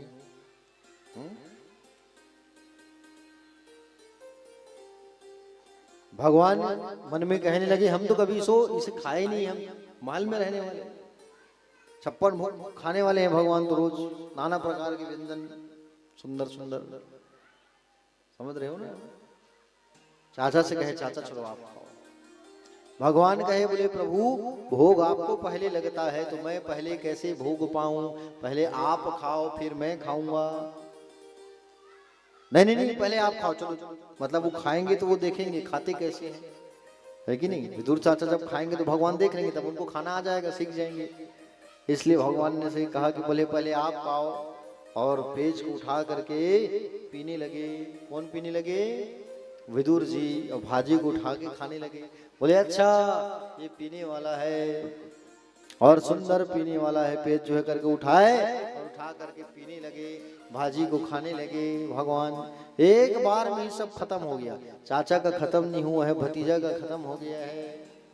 चाची और लेके आओ ना, और लाओ। चाची गई अंदर, जितना था परोस दी ला करके, और सबको ला करके चाची जो है परोस दी है। प्यारे भक्तजन, सबको ला करके परोसी, और भगवान फिर एक बार में खत्म। चाचा का भी खत्म नहीं हुआ है ना, और फिर वो खत्म कर ले। चाची किससे कहे चाची लेके आओ। अब चाची संकोच करने लगी, कुछ तो नहीं घर में, क्या दूं मैं, सब खत्म। अंदर गए, चाची जो है जाके देखते हैं पूरा भरा हुआ है, पूरा का पूरा कढ़ाई भरा हुआ है। भगवान चाची देखी तो महिमा को जान गई। बोले प्रभु आपकी महिमा बड़ी निराली है, तेरी माया का ना कोई पाया पार, की लीला तेरी तू ही जाने। इसलिए भगवान ऋणी थे विदुर विदुराइन के, विदुर और विदुराइन के ऋणी थे भगवान जो है। इसलिए भगवान जो है स्वधाम जाते जाते, भगवान जो है जब परम धाम गमन किए ना, उस समय भगवान ने 3 बार याद किया था उद्धव को, बोले विदुर को, और विदुर जी को 3 बार याद किया था। और उद्धव से कहा था उद्धव तुम बद्री आश्रम जाते जाते तुम मेरे विदुर से कहीं मुलाकात हो गई तो ये उपदेश जरूर उन्हें सुनाना। भगवान ने उपदेश दिया था सुंदर उद्धव को। तो उद्धव से कहा था कि मेरे विदुर से मुलाकात होए तो तुम जरूर वह उपदेश सुनाना उनको। और उद्धव जी महाराज बद्री आश्रम जाते जाते उद्धव की मुलाकात विदुर से हुई थी। और विदुर से जब हुई तो विदुर जी उद्धव जी से पूछने लगे कि बोले क्या हाल है, सब कैसे हैं, कुशल मंगल। तो बताया कि बोले महाभारत का युद्ध भी संपन्न हो गया और भगवान जो है हम सबको छोड़ करके गोलोक धाम चले गए। उद्धव जी के बोले विदुर की आंख में आंसू आ गया। विदुर जी की आंखों में आंसू आ गए कि भगवान हम सबको छोड़ के चले गए, इतना सब हो गया मुझे मालूम ही नहीं चला। अरे बाप रे, इतना सब घटना हो गया मुझे मालूम ही नहीं चला। प्यारे भक्तजन, आंख में आंसू आ गया विदुर जी महाराज का। कि बोले इतना सब हो गया मुझे पता ही नहीं चला, भगवान हम सबको छोड़ के चले गए परम धाम।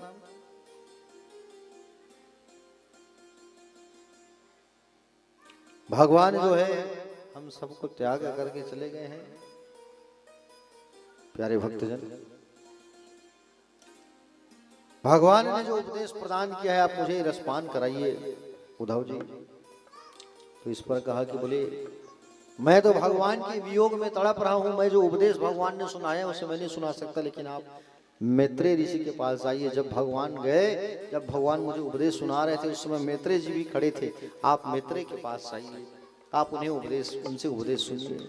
तो विदुर जी गए हैं मैत्रेय ऋषि के पास, और मैत्रेय ऋषि के पास जा करके सुंदर कथा रसपान करने लगे। भागवत कथा रसपान किए हैं, समझ रहे हो ना।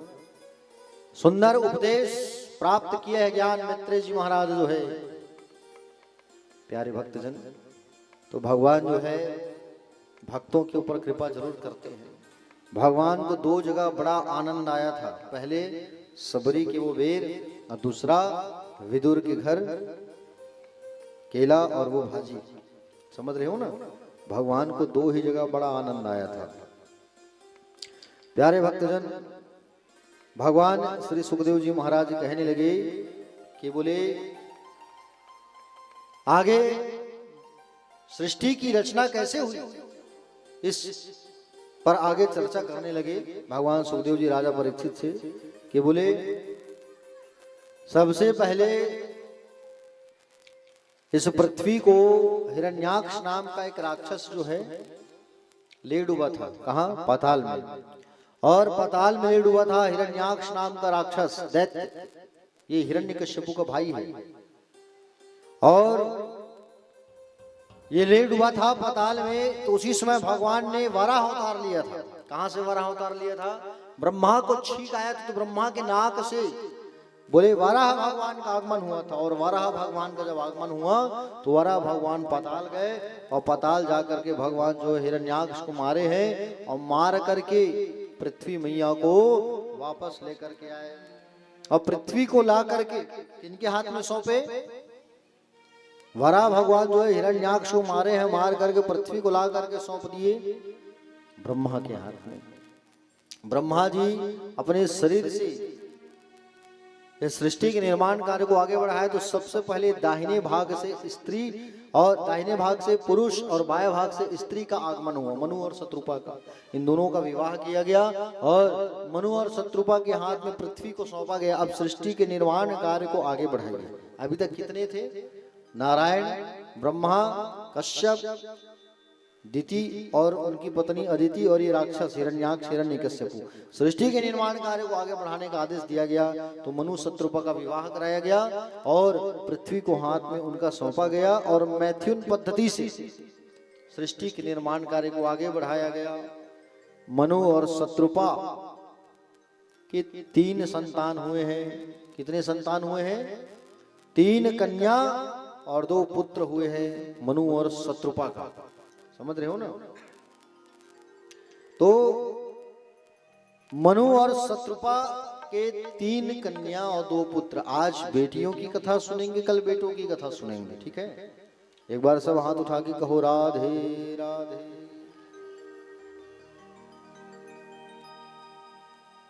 मनु महाराज के 2 बेटे प्रियव्रत और उत्तानपाद, 3 कन्या आकुति, देवहूति, प्रसूति, ठीक है। आकुति का विवाह रुचि प्रजापति के साथ में हुआ है, और देवहूति का जो विवाह है वो कर्दम ऋषि के साथ हुआ है। इनके घर स्वयं भगवान कपिल का आगमन हुआ था, कपिल नारायण भगवान का।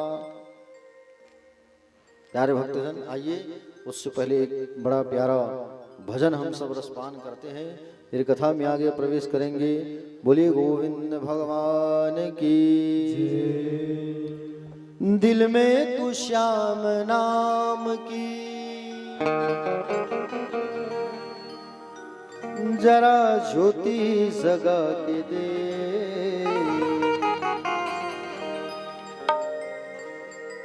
दिल में तू श्याम नाम की जरा ज्योति जगा के दे। आएगा आएगा आएगा आएगा आएगा मेरा सांवरा दिल से बुला के दे आएगा मेरा सांवरा दिल से बुला के दे। दिल में तू श्याम नाम की दिल में तू श्याम नाम की जो तू जला के दे आएगा आएगा आएगा आएगा आएगा मेरा सांवरा दिल से बुला के दे आएगा मेरा सांवरा दिल से बुला के दे।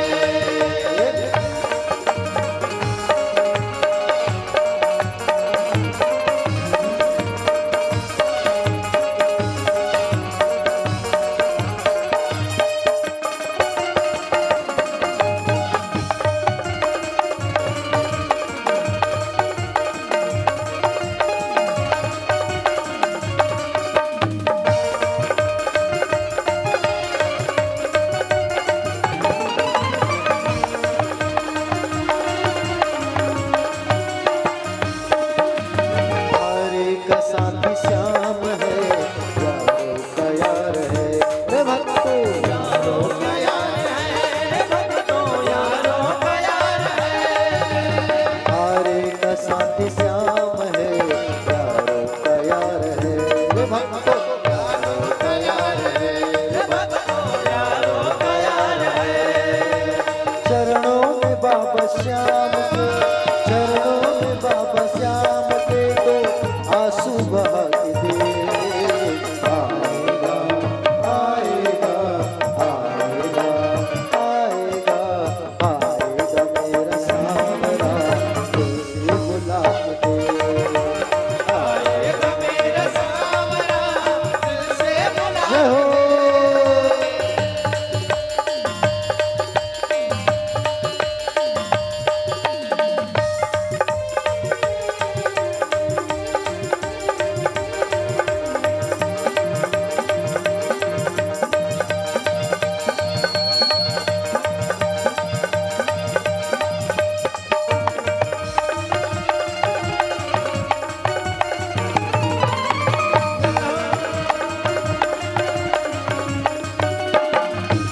किस्मत की ताली खोलना बाबा की बात है रे भक्तों बाबा के हाथ है रे भक्तों बाबा के हाथ है।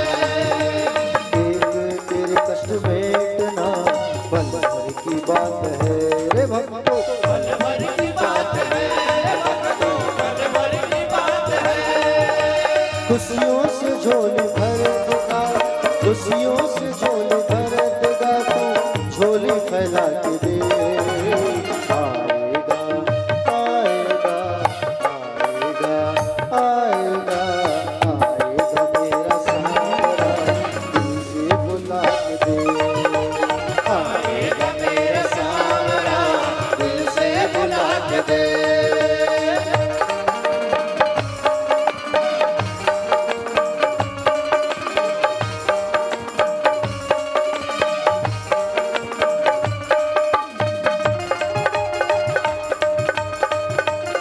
जय हो श्री राधे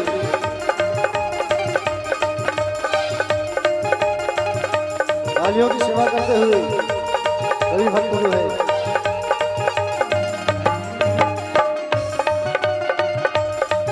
पीछे वाले सभी ताली बजाइए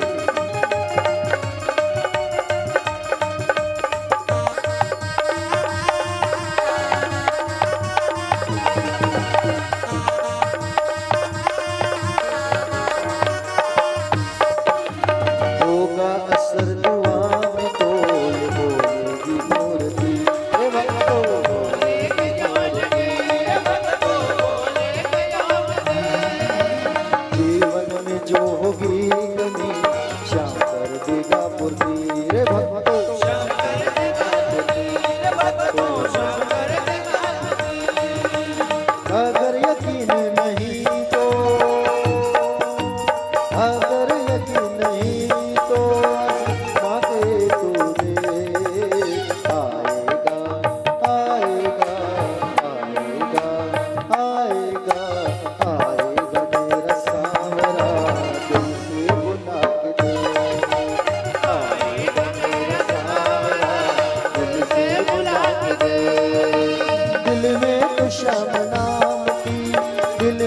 तो श्याम नाम की जरा ताली बजा के दे। आएगा आएगा आएगा आएगा आएगा मेरा सावरा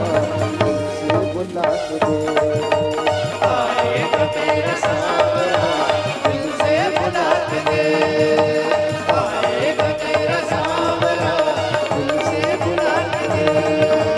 आएगा मेरा सावरा दिल से बुला के दे। दिल में तो श्याम नाम की जरा ज्योति जला के दे। आएगा आएगा आएगा ओ मेरा सावरा दिल से बुला के दे। बोले गोविंद भगवान की जय। राधे राधे। श्याम से मिला दे। प्यारे भक्तजन, भगवान श्री सुखदेव जी महाराज कहने लगे, बोले हे राजन,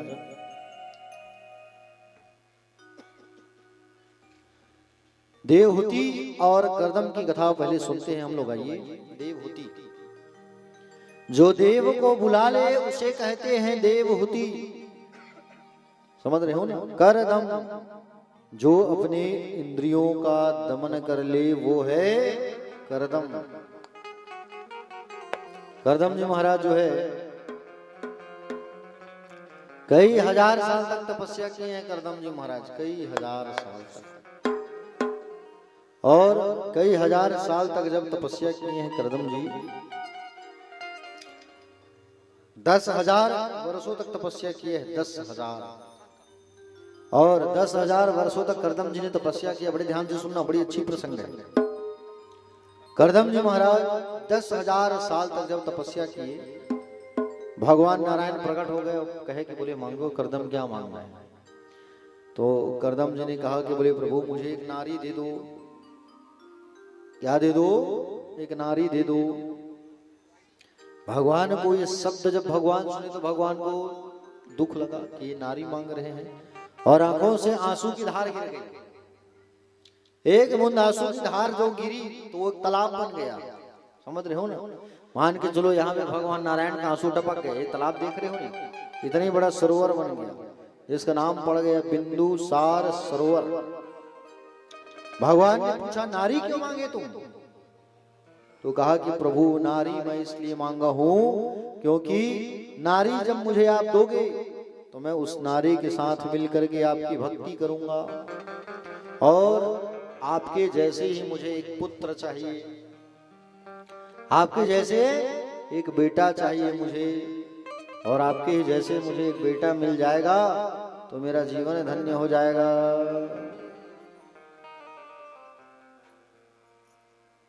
आप लोगों से निवेदन है मेरे प्यारे भक्तों, आप लोग नीचे ही पूजा कर लिया करो, ऊपर मत आया करो, क्योंकि कथा में डिस्टरबेंस होता है। इसलिए जितने भक्त जो आएंगे पूजा करने वो नीचे भगवान लोग बैठे हैं वहीं पूजा करो, ऊपर नहीं आना है आप लोगों को।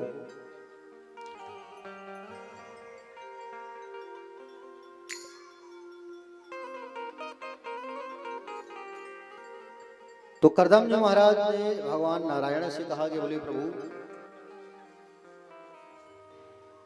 आप मुझे नारी प्रदान करोगे तो आप मेरे घर पुत्र के रूप में आओगे, मैं ये चाहता हूं। मेरी ये तमन्ना है कि आप मेरे घर पुत्र के रूप में आओ। तो भगवान ने कहा ठीक है, आज से ठीक 3 दिन बाद मनु जी अपनी बेटी को लेकर के आएंगे, उनसे आप शादी कर लेना। और कर्दम जी महाराज अपने आश्रम की साफ सफाई करने में व्यस्त हो गए, है ना? ये लड़की वाले आने वाले हैं। अब किसी के घर की बात रहे, भाई समधी सजन आने वाले रहते हैं तो घर को पोताई लिपाई करते हो आप। तो कर्दम महाराज के यहाँ तो कोई नहीं, बेचारा खुद है, को शादी करना है, माता पिता लोग कोई नहीं, खुद आश्रम साफ सफाई करने लगे। नारद जी महाराज मनु जी के पास जाके कहे कि बोले आपको कर्दम जी के आश्रम जाना है, अपनी बेटी की शादी कर्दम से करना है। तो मनु जी महाराज जो है शत्रुपा देवी को और अपनी बेटी को लेकर के गए। कहाँ गए? अपनी बेटी को लेकर के गए करदम जी के आश्रम पर। और करदम जी महाराज जो है 3 आसन लगा के रखे हुए हैं। समझ रहे हो ना? 3 आसन, एक ससुर के लिए, एक सास के लिए और एक किसके लिए? होने वाली पत्नी के लिए। लेकिन मन में विचार कर लिया है जिससे मेरी शादी होने वाली है, अगर वो आकर के इस कुर्सी में, इस आसन में बैठ जाएगी तो मैं शादी नहीं करूंगा। बताओ, इतना परीक्षा। मनु जी आ गए, शत्रुपा देवी आई, उनकी बेटी भी आई। और जैसे ही आश्रम में आए तो मनु जी बैठ गए, शत्रुपा देवी बैठ गई। देवहूति मैया सोचने लगी, अगर मैं इस आसन में बैठ जाऊंगा तो माता पिता के सम्मान को ठेस पहुंचेगा, और अगर नहीं बैठूंगी तो जो होने वाले पति हैं उनके सम्मान को ठेस पहुंचेगा। क्या करूं मैं? विचार किया तो देवहूति मैया, देवहूति मतलब जो देवों को बुला ले अपने घर में, वो है देवहूति। नीचे बैठ गई, आसन जो होता है उस पे हाथ रख दें, आसन का भी सम्मान हो जाएगा और माता पिता का भी सम्मान हो जाएगा, होने वाले पति का भी सम्मान हो जाएगा। आज किसी लड़की को बोल के देखना, ऐसे किसी के यहाँ शादी लगने वाली रहेगी ना, बोलना नीचे में बैठ जा, कुर्सी मत बैठ। वो लड़की क्या बोलेगी? बोले बेइज्जती करा रहे हो मेरी, है कि नहीं? बोले मैं नहीं बैठूंगी नीचे। अब देवहूति मैया नीचे बैठ गई, आसन में हाथ को रख देती है, आसन का सम्मान हो गया, माता पिता गुरु का भी सम्मान हो गया। बोले ठीक। जैसे ही नीचे बैठती है तो करदम महाराज जान गए मेरी होने वाली पत्नी के लायक है, मैं इनसे शादी करूंगा। बात तय हो गया, फिक्स हो गया, और विवाह की तैयारी भी प्रारंभ हो गई। और करदम और देवहूति की शादी हो गई। तो शादी के समय एक शर्त रखा उसने। क्या शर्त रखा? कि एक बेटा, एक पुत्र हो जाने पर मैं क्या करूंगा? संन्यास ले लूंगा। एक पुत्र होने पर संन्यास ग्रहण कर लूंगा। कहे बोले ठीक। प्यारे भक्तजन, शादी के बाद करदम जी महाराज फिर तपस्या में लीन हो गए। कई साल तक साधना में लीन हो गए। उनकी पत्नी भी उनके साथ साधना में लीन हो गई, दीन हो गई, हीन हो गई। कई साल बाद करदम जी महाराज की तपस्या पूर्ण हुई, जागे तो देखा बाजू में कौन बैठी है। भाई मैं तो अकेले बैठा था, एक बाजू में कौन बैठी है? अपनी पत्नी भूल गए। बताओ, उनको जगाए, उठो देवी, कौन हो तुम? महाराज मैं आपकी पत्नी हूँ, देवहूति। अच्छा, तब मालूम चला। तब अपनी शक्ति से एक विमान मंगाया और दोनों उसी बिंदुसार सरोवर में जाकर के डुबकी लगाए। और डुबकी लगाए तो दोनों जो है बन गए 25-25 वर्ष के युवक और युवती। और दोनों युवक युवती बने हैं, और युवक और युवती दोनों बने हैं। और जाकर के उस कामक विमान में बैठ करके विहार किए हैं। तो 9 कन्याओं का आगमन हो गया। पहले 9 बेटियों का आगमन हुआ। 9 क्या है? 9 ही नवधा भक्ति है। 9 बेटियों का आगमन हो गया उनके घर पर। और फिर तपस्या किया दोनों ने, भगवान नारायण की आराधना की। तो भगवान कपिल का आगमन हुआ। बोलो कपिल नारायण भगवान की, कपिल देव भगवान की जय हो। अब इनको बेटियों की शादी की चिंता सताने लगी कि मेरी बेटी है, 9 बेटी है। तो क्या किया जाए? तो ब्रह्मा जी ने अपने मानस पुत्रों को दिया है।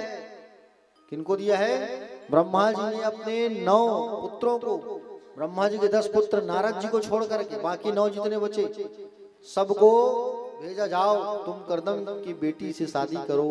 तो ब्रह्मा जी के 9 बेटे जो है इनके साथ शादी करिए, किए 9 बेटियों के साथ में। समझ रहे हो ना?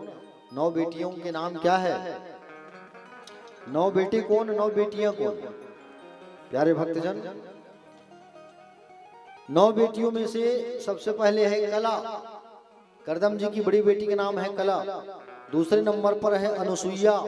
तीसरे नंबर पर है श्रद्धा, आविर्भू, गति, क्रिया, ख्याति, अरुंधति, शांति। समझ रहे हो नहीं? तो ब्रह्मा जी के 9 बेटों के साथ शादी हुआ है। बताइए, मरीचि, अत्रि, भृगु, वशिष्ठ, ऐसे ऐसे ऋषि मुनियों के साथ में इनकी बेटियों का शादी हो गया। बच गए कपिल नारायण भगवान। आप बेटियों की शादी हुई तो फिर करदम महाराज घर छोड़ करके चले गए। बोले था पहले गृहस्थ आश्रम को त्याग दूंगा, संन्यास ले लूंगा, शादी के टाइम बोला था। और 9 बेटियों की शादी हो गई, चिंता से मुक्त हो गए। और तब जा करके बोले कपिल भगवान के लिए बच गए। और उनकी माँ, तो उनकी माँ जो है देवहूति मैया जो है कपिल भगवान के पास आकर के बैठ करके पूछने लगी, बोले हे पुत्र, अपने पुत्र से ही उपदेश ज्ञान की बातें सीखने लगी। 8 अध्याय में जो उपदेश प्रदान किया है कपिल भगवान ने भागवत में, 8 अध्याय, उसे ही अष्ट सांख्य योग कहा जाता है। अष्टांग योग, समझ रहे हो ना? अष्टांग योग किसे कहा जाता है? अष्टांग योग होता है यम, नियम, आसन, प्राणायाम, प्रत्याहार, ध्यान धारणा, ध्यान, समाधि। ये अष्टांग योग का ज्ञान है, जिसको कपिल गीता के नाम से जाना जाता है। और कपिल भगवान ने अपनी माँ को इस ज्ञान को दिया है। मैं अपने इंद्रियों के विषय वासना से खिन्न हूं, मेरे जीवन में पूर्णता कब आएगी पुत्र, ये बताओ। बड़ा अच्छा प्रश्न किया है देवहूति मैया ने। कपिल देव भगवान ने कहा कि माँ, जीवन आपका पूर्ण जभी होगा जब आपका जुड़ाव उस पूर्ण से हो जाएगा, जब आपका संबंध जुड़ जाएगा उस परमात्मा से। पूर्ण तो केवल परमात्मा है। जिस दिन उस परमात्मा से आपका संबंध जुड़ जाएगा उस दिन आपका जीवन पूर्ण हो जाएगा। समझ रहे हो? भगवान को हृदय से पुकारो तो भगवान सबकी पुकार को सुनते हैं। अरे चींटी भी पग में घुंघरू बांध के पुकारती है, नाचती है। तो चींटी के पैर में सोचो आप, छोटी सी चींटी, उनका छोटा सा पैर और पैर में घुंघरू। बताइए, चींटी का छोटा सा पैर, उसमें भी घुंघरू।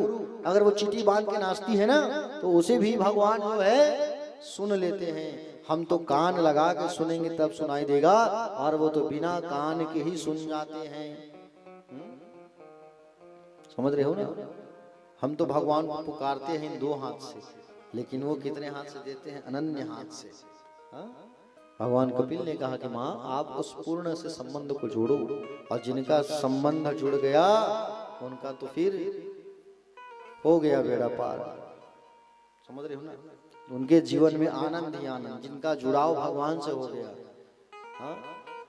जिनका संबंध श्याम सुंदर से है, उनका जीवन हर समय आनंद ही आनंद है। आप उनसे संबंध जोड़ो माँ। भगवान कपिल ने कहा अपनी माँ को, संतों के संग करिए, और संतों के संग करिए और संतों का ध्यान करिए, तो आपका जीवन जो है पूर्ण हो जाएगा। प्यारे भक्तजन, भगवान कपिल ने अपनी माँ को दिव्य उपदेश, दिव्य ज्ञान प्रदान किया, और वहां से कपिल देव भगवान चले गए, और माँ भी वहां से भगवान की परिक्रमा करके चली गई। भगवान कपिल कहाँ गए?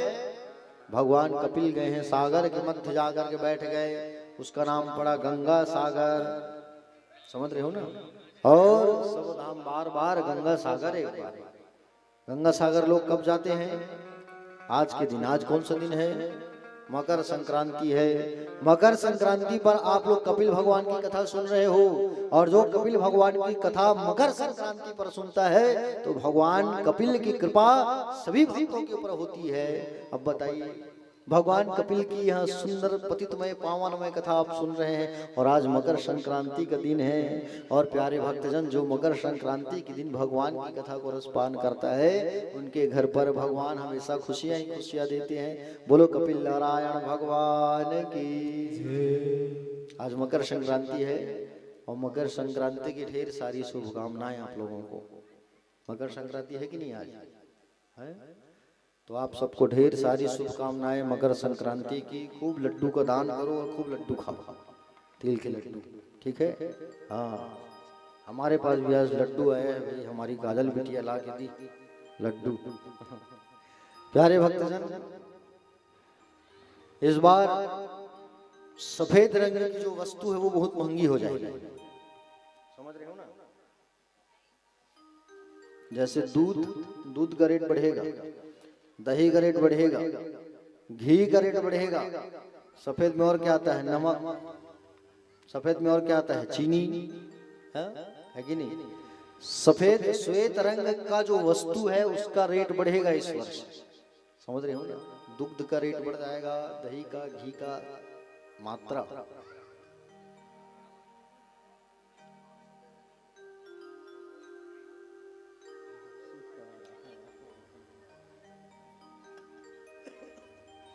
बोले गोविंद भगवान की।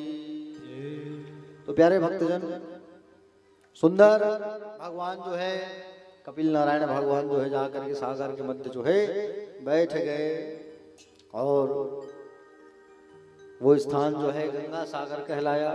भगवान श्री सुखदेव जी महाराज आगे बताने लगे। आगे कथा में कपिल भगवान की बहन का चरित्र आता है। कपिल भगवान की एक बहन का नाम है अनुसुईया। अत्रि मुनि के संग में इनका विवाह हुआ था। ये पतित पावन चरित्र को सुनते हैं, अनुसुईया चरित्र। अनुसुईया मैया जो है बहुत बड़ी पतिव्रता नारी थी। अनुसुईया खूब बड़ी पतिव्रता नारी थी, समझ रहे हो ना। अनुसुईया मैया जो है इतनी बड़ी पतिव्रता नारी कि पति के आज्ञा के बिना कुछ भी नहीं करती थी काम, समझ रहे हो नहीं। आज अगर पति कह दे तो उस बात को पत्नी मान ले तो क्या कहना है कि नहीं। हाँ, आज अगर पति जो कह दे उस बात को पत्नी मान ले तो फिर मानते बात क्या है। परीक्षित जी बात मानते थे नहीं माने। हाँ मानते कहा थे। ये सबले पहली नहीं, ये बकरी मन तुमन हटाओ और ध्यान खाली कथा में बकरी चमन को जाते भाई। या तो आप लोग जो है बांस वांस बांध के रखो ताकि कोई जानवर ना है। बार बार यहाँ कथा चल रहा है और ये लोग बार बार आ रहे हैं, डिस्टरबेंस होता है ना इससे, कथा में ध्यान भटक जाता है।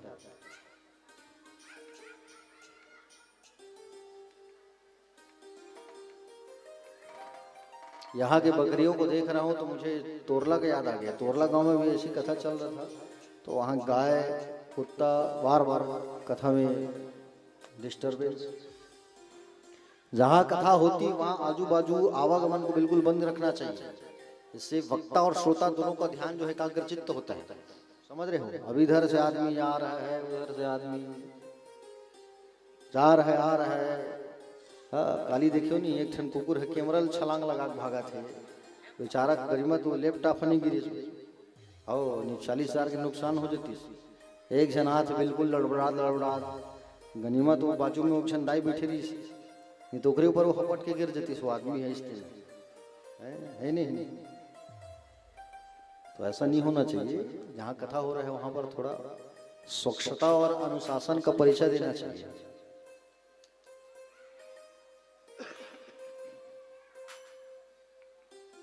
तो अनुसुईया मैया जो है बहुत बड़ी पतिव्रता नारी थी प्यारे, खूब बड़ी पतिव्रता नारी अनुसुईया।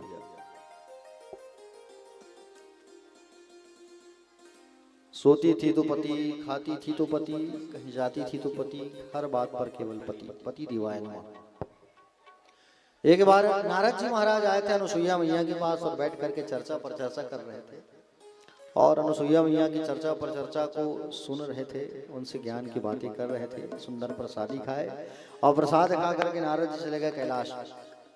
कैलाश गए तो कैलाश पर्वत में माँ पार्वती के पास बैठे नारद जी और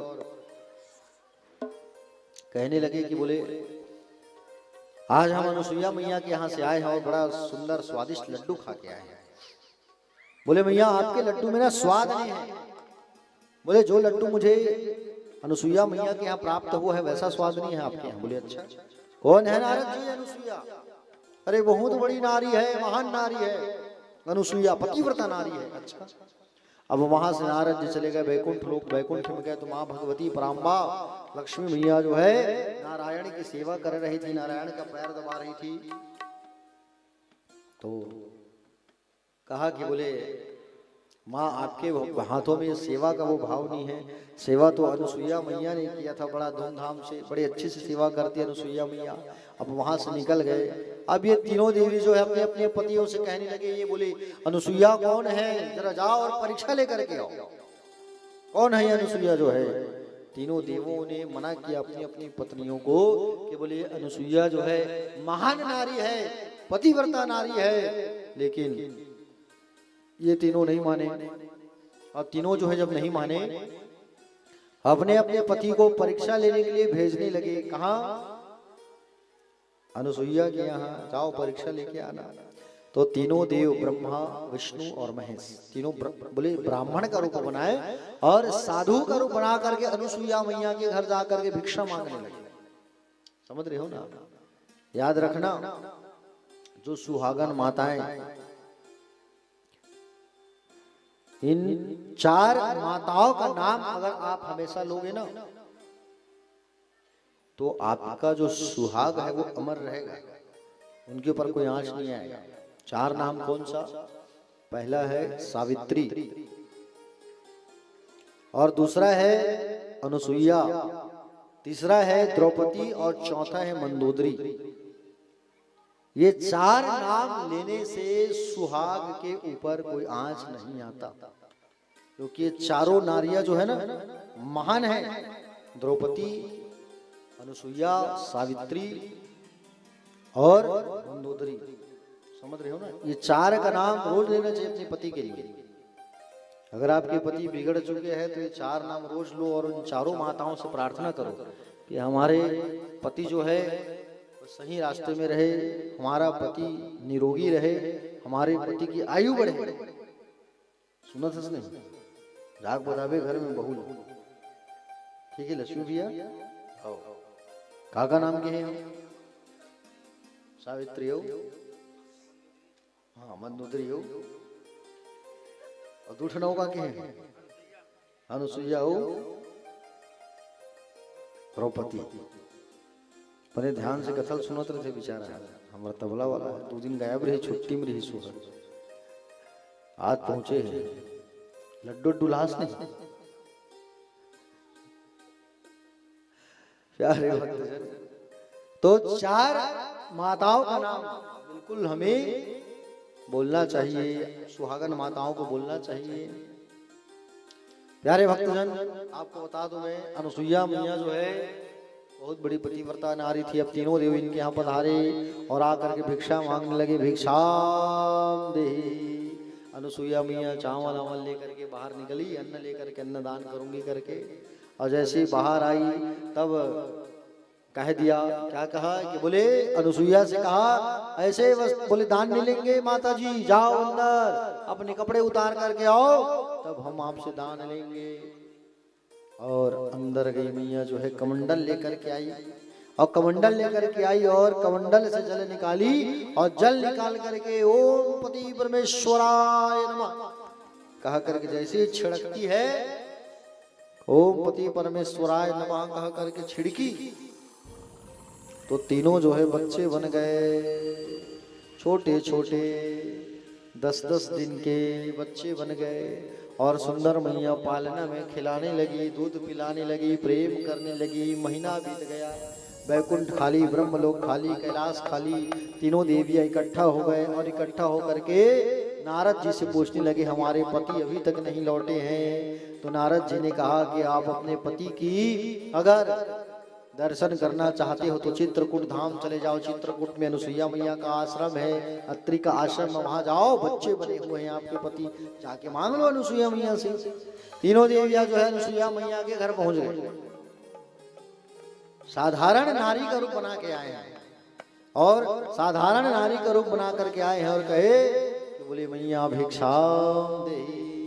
अनुसुईया मैया आई, बोले क्या चाहिए भिक्षा में? बोले आपके यहाँ हमारे पति जो अंदर पालने में है, बच्चे बन गए हैं, उन्हें दे दो आप, जो बच्चे बने हुए हैं। बोले अच्छा? बोले हाँ, आओ आओ मेरी बहुओं आओ। अनुसुईया मैया कहने लगी मेरी प्यारी 3 बहू, 1-2 नहीं 3 बहू, आओ मेरी बहू, आओ आओ स्वागत है। और अंदर लेकर के गई, आओ मेरी प्यारी बहुओं, ऐसा कहा करके आप तीनों जो है अपने आप को होशियार समझने लगे। एक कह रही है मेरे पति के गले में तो सांप लटका होगा, मैं पहचान जाऊंगी। एक बोल रही है मेरे पति की तो 4 भुजा है, पहचान लूंगी। एक कह रही है मेरे पति की तो 4 सिर है, पहचान लूंगी, है कि नहीं? लेकिन कहाँ पहचान? जाके देखे तीनों बच्चे एक समान है, एकदम जुड़वा डुप्लीकेट है। समझ रहे हो? तीनों बिल्कुल डुप्लीकेट जुड़वा एकदम हूबहू। अब मैया लोग संदेह में रह गए कौन किसका पति है। हाँ?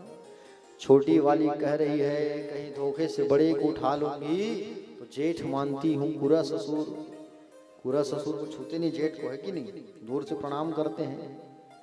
अब बड़ा गड़बड़ हो जाएगा। एक कह रही है धोखे से भोलेनाथ को उठा लूंगी मैं, अब भोलेनाथ को उठा लूंगी, धोखे से कहीं तीसरा नेत्र खोल देंगे तो गड़बड़ हो जाएगा। अनुसुईया मैया के पास चरण में झुक गए, माँ क्षमा कर दो, आप ही हमें अपने अपने पति को उनका स्वरूप लौटाओ ताकि हमें अपना पति प्राप्त हो सके।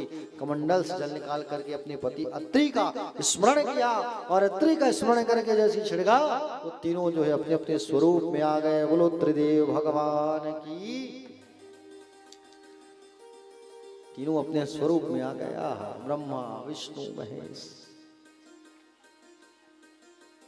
अत्रि मुनि आ गए। मांगो अनुसुईया मैया क्या मांगना चाहते हो? तो कहा ये पालना जो है खाली हो गई, हमारा कोई संतान नहीं है, कृपा करो संतान हो जाए। तो ब्रह्मा से चंद्रमा और भगवान शंकर से दुर्वासा और भगवान विष्णु से दत्तात्रेय जी भगवान का आगमन हुआ। बोलो दत्तात्रेय भगवान की। तीन मुंडी वाले, एक चंद्रमा है, एक दुर्वासा, एक स्वयं दत्तात्रेय भगवान है, इनका सुंदर आगमन हुआ दत्तात्रेय भगवान का। बोली गोविंद भगवान की। सुंदर तीनों देवों को जो सुंदर अपने घर में बालक बना के रखी है वो है अनुसुईया मैया। बहुत बड़ी पतिव्रता नारी है और इस चरित्र को जो सुनता है उनका सुहाग अमर होता है, उनके अंदर पतित्व का वो भावना आता है। उनके यहाँ माँ अनुसुईया की कृपा होती है, खासकर सुहागन माता है। हा? तो बड़ा प्यारा चरित्र है अनुसुईया मैया का। ये अनुसुईया मैया का एक भजन रसपान करेंगे। बोलो अनुसुईया मैया की।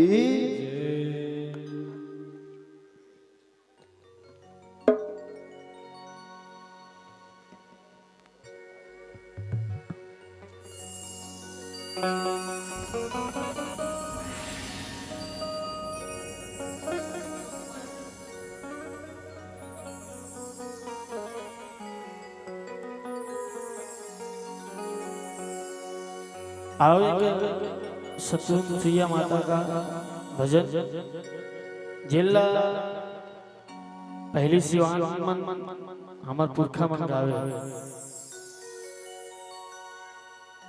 आज भी सुनने मिलते कई कई जगह, बहुत पुराना भजन है।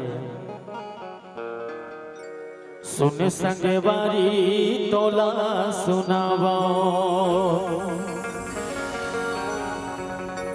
नारी की महिमा हवै अपार। काला बतावा मैं नारी महिमा,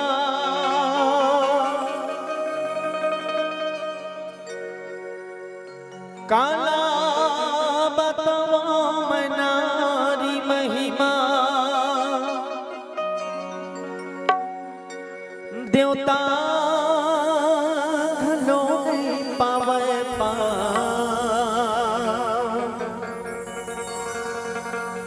काला बतावा मैं नारी महिमा।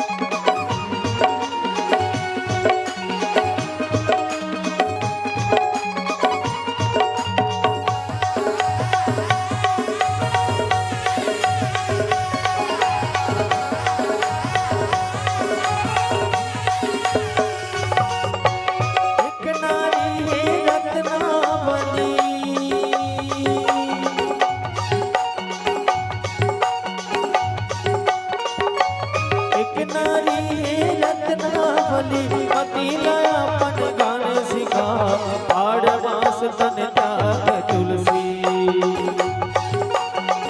अरे प्रभु भजन मन लगा, हाड़ मास तन त्याग तुलसी।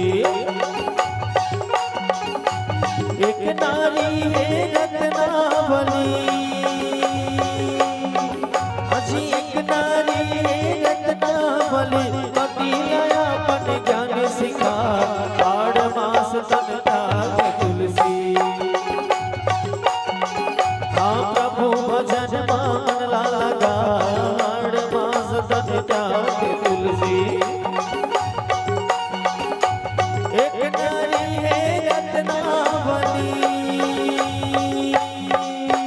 ओ हो ओ हो ओ हो ओ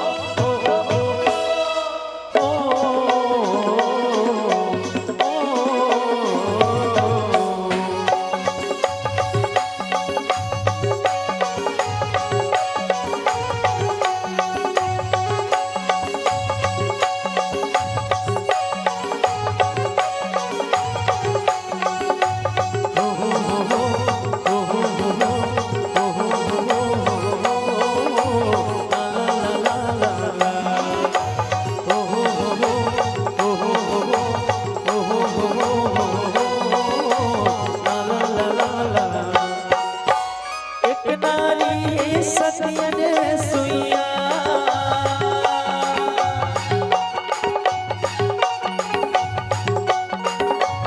एक नारी है सतियन सुइया, ब्रह्मा विष्णु बालक बना, सात धार के और सतिया की। अरे लक्ष्मी उमाला बहू बना, सात धार के और सतिया की। एक नारी है सतियन सुइया, एक नारी है सतियन सुइया, ब्रह्मा विष्णु बालक बना, सात धार के और सतिया की। लक्ष्मी उमाला बहू बना, सात धार के और सतिया की। सुन ससवारी तोला सुनावा, सुन ससवारी तोला सुनावा, नारी की महिमा वयपा, सुनावा मैं नारी महिमा। हर जोता घलो नहीं पावबा, काला बतावो मैं नारी महिमा। हर जोता घलो नहीं पावबा, काला बतावो मैं नारी महिमा। जोता घलो नहीं पावबा, काला बतावो मैं नारी महिमा। जोता घलो नहीं पावबा, काला बतावो मैं नारी महिमा। जोता घलो नहीं पावबा, काला बतावो मैं नारी महिमा। बोल सच्चे सुइया मैया की। राधे राधे। से मिला दे।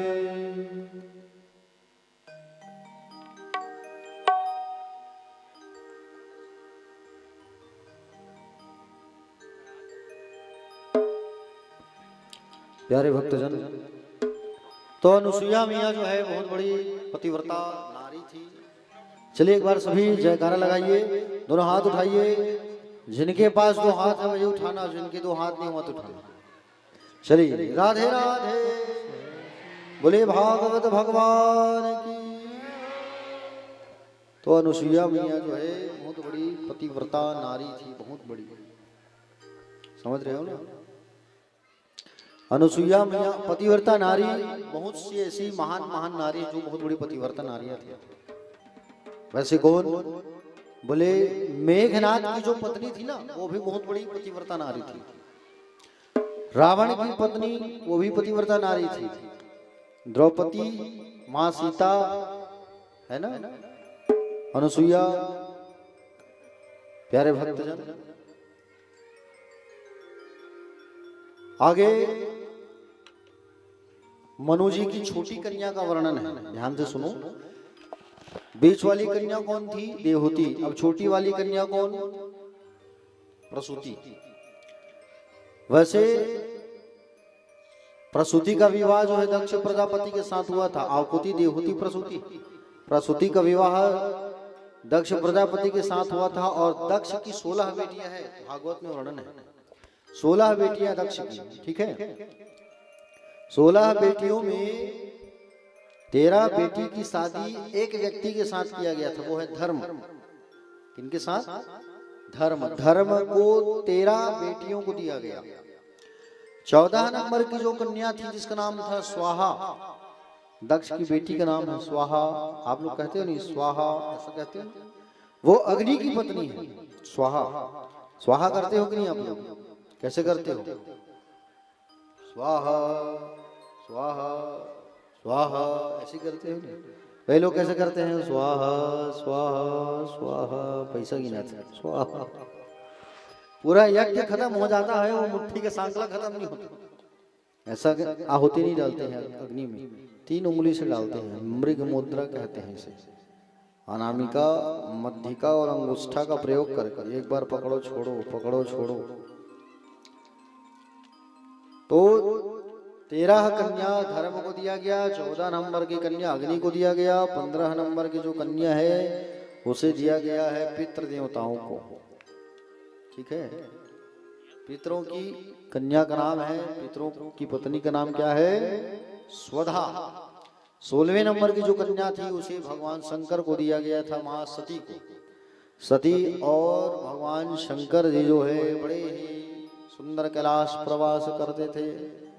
सती जी भी बहुत बड़ी महान नारी थी, मां सती जो है पतिव्रता नारी थी। लेकिन एक बार उन्होंने भगवान की बात को नहीं माना, जिसके कारण उनको देह त्यागना पड़ा।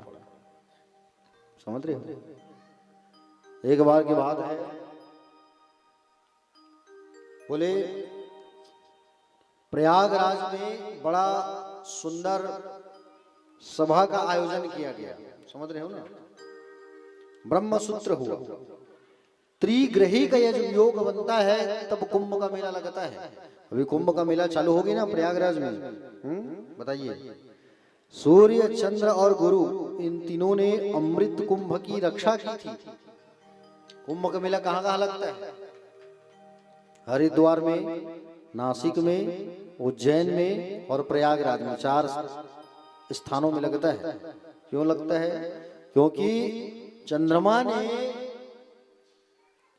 12-12 साल तक अमृत को छुपा छुपा के रखा था। इन चारों जगह रक्षा की थी अमृत की, जो अमृत निकला था ना समुद्र मंथन से, इसलिए 12-12 साल बाद कुंभ का मेला लगता है। समझ रहे हो नहीं? 12 साल तक नासिक में रखा, 12 साल तक हरिद्वार में रखा, 12 साल तक प्रयाग में, 12 साल तक क्षिप्रा में, उज्जैन। समझ रहे हो ना? प्रयागराज में भी बढ़िया सुंदर कुंभ का मेला लगा है। आप सब बिल्कुल जाएं, बिल्कुल पधारे वहां पर। तो इसी प्रयागराज में ब्रह्मसूत्र हुआ, और ब्रह्मसूत्र हुआ तो उसी समय दक्ष को राजा बनाया गया था। तो दक्ष के आगमन की खुशी में उनके स्वागत के लिए समारोह रखा गया था प्रयागराज में। जिसे आप लोग पहले इलाहाबाद कहते थे, अब प्रयागराज हो गया वो, ठीक है। अब नाम प्रयाग हो गया है। और प्रयागराज जो है तीर्थों का राजा है। किसका राजा है? तीर्थों का राजा है। जितने तीर्थ है ना हमारे, उन तीर्थों का राजा है प्रयागराज जो है।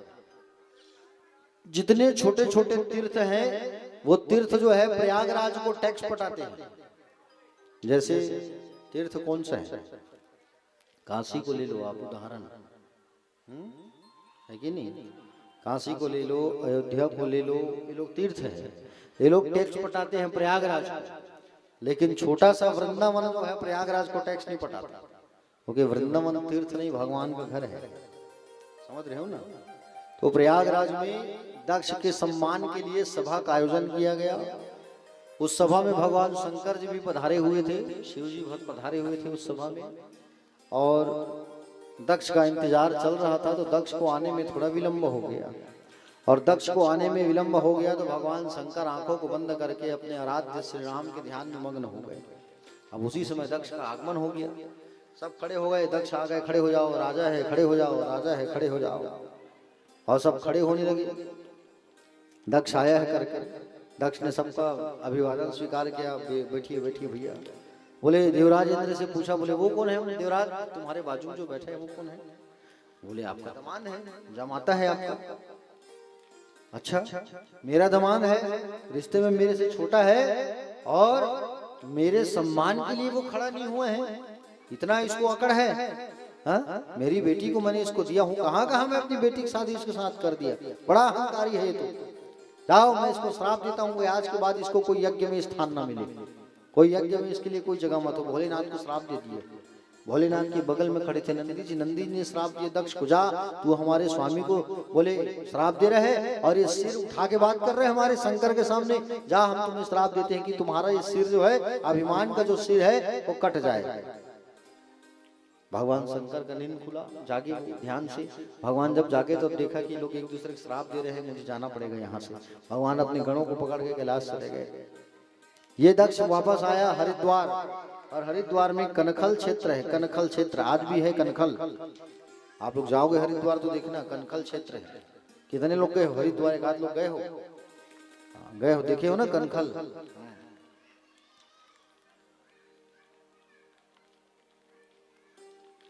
बोले बाकी बिहारी लाल की जय हो, जय हो, जय हो। प्यारे भक्तजन, तो कनखल क्षेत्र में दक्ष प्रजापति ने यज्ञ करवाया, समझ रहे हो ना, बहुत बड़ा भयंकर यज्ञ करवाया। और यज्ञ करवाया तो उस यज्ञ का निमंत्रण पत्र कार्ड छपवाया, और कार्ड छपवा के सबको बांटा गया, छोटे से छोटे बड़े से बड़े सबको कार्ड निमंत्रण। जानबूझ करके ये दक्ष जो है अपनी बेटी को नहीं दिया, छोटी बेटी को। किसको? सती को, क्योंकि अब दमान से बदला लेना है ना, इसलिए निमंत्रण नहीं दिया जानबूझ के। और दमान को जब निमंत्रण नहीं दिया तो सबको निमंत्रण दिया है, इंद्र को, वरुण को, और जितने देव थे सब, महादेव को हम लोग सब बोले उनके घर के सामने जाएंगे जी, उनको जलाएंगे। हाँ अब जाने का दूसरा रास्ता है, लेकिन देव राजेंद्र को देखो जानबूझ के कैलाश से गुजर रहे सामने से, जानबूझ के हैं। अब जैसे ही गुजर रहा था तो माँ सती ने कहा कि बोले नंदी जाओ देखो कौन जा रहा है, घंटी की आवाज आ रही है। और जैसे ही नंदी जी गए जाके पूछे देव राजेंद्र है, कहाँ जा रहे हो महाराज देवराज? अरे बोले दत्त जो है यज्ञ करवा रहे हैं भैया, निमंत्रण मिला है, वहीं जा रहे हैं यज्ञ में। अच्छा ठीक। नंदी जी आकर के माँ सती को बताए, और सती मैया को बताया कि बोले आपके पिताजी जो है माँ यज्ञ करवा रहे हैं, सब वहीं पहुंच रहे हैं अपने अपने सवारी में सवार होकर। बोले अच्छा ठीक।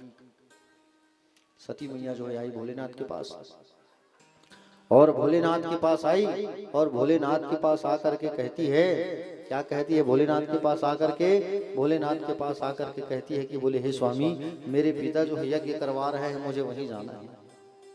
मेरे पिता जो है यज्ञ करवा रहे हैं, मुझे वहां जाना है। भगवान शंकर ने कहा कि तुम्हारे पिता निमंत्रण तो नहीं दिए हैं, कैसे जाओगी तुम? बोले सबको निमंत्रण बांटा गया है, आमंत्रण पत्र बांटा गया है, हमको नहीं दिया गया है।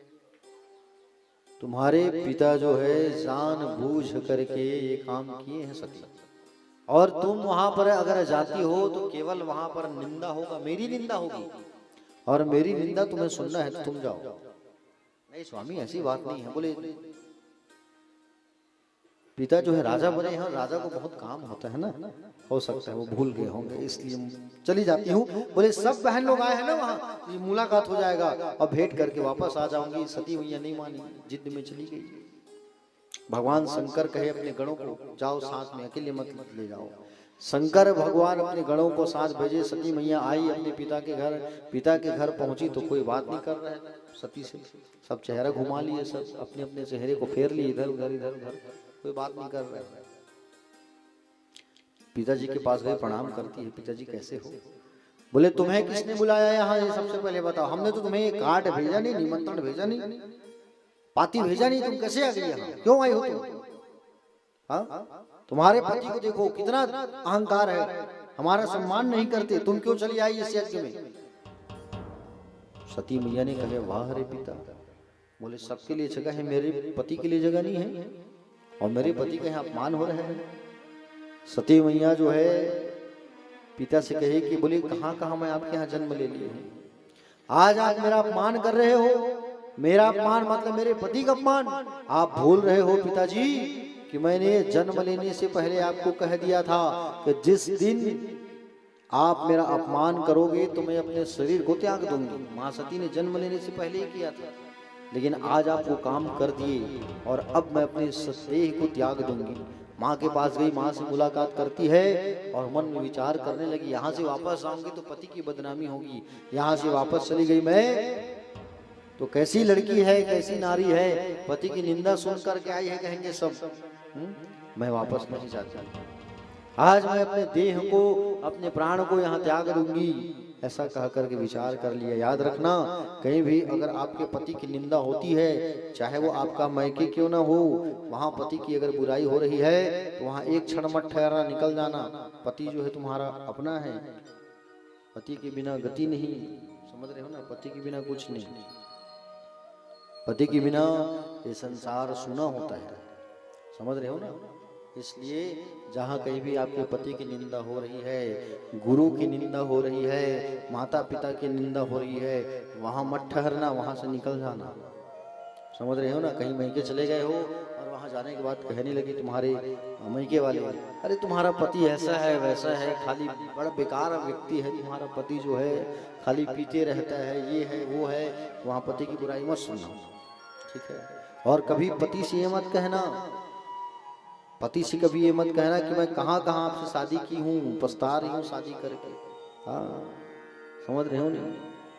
अगर ऐसा कह दोगे तो तुम नर्क में जाओगे, नर्क में जाने से तुम्हें कोई नहीं रोक सकता, समझ रहे हो ना। कभी ये मत कहना कि मैं आपसे शादी कहाँ कहाँ की हूँ, पछता रही हूँ, अरे मेरे लिए अच्छा अच्छा रिश्ता आ रहा था लेकिन मेरे माता पिता यहाँ शादी कर दी आपके साथ, ऐसा कभी मत कहना, समझ रहे हो ना। और ऐसा कह दोगे तो फिर तुमको नर्क में जाना पड़ेगा। एक आध बार होएगा इसमें थोड़ा सा लक्ष्मी भैया नहीं हो, है ना, बने प्रसन्न, हास्य तुम डाउट होगी थोड़ा सा, ठीक ठीक।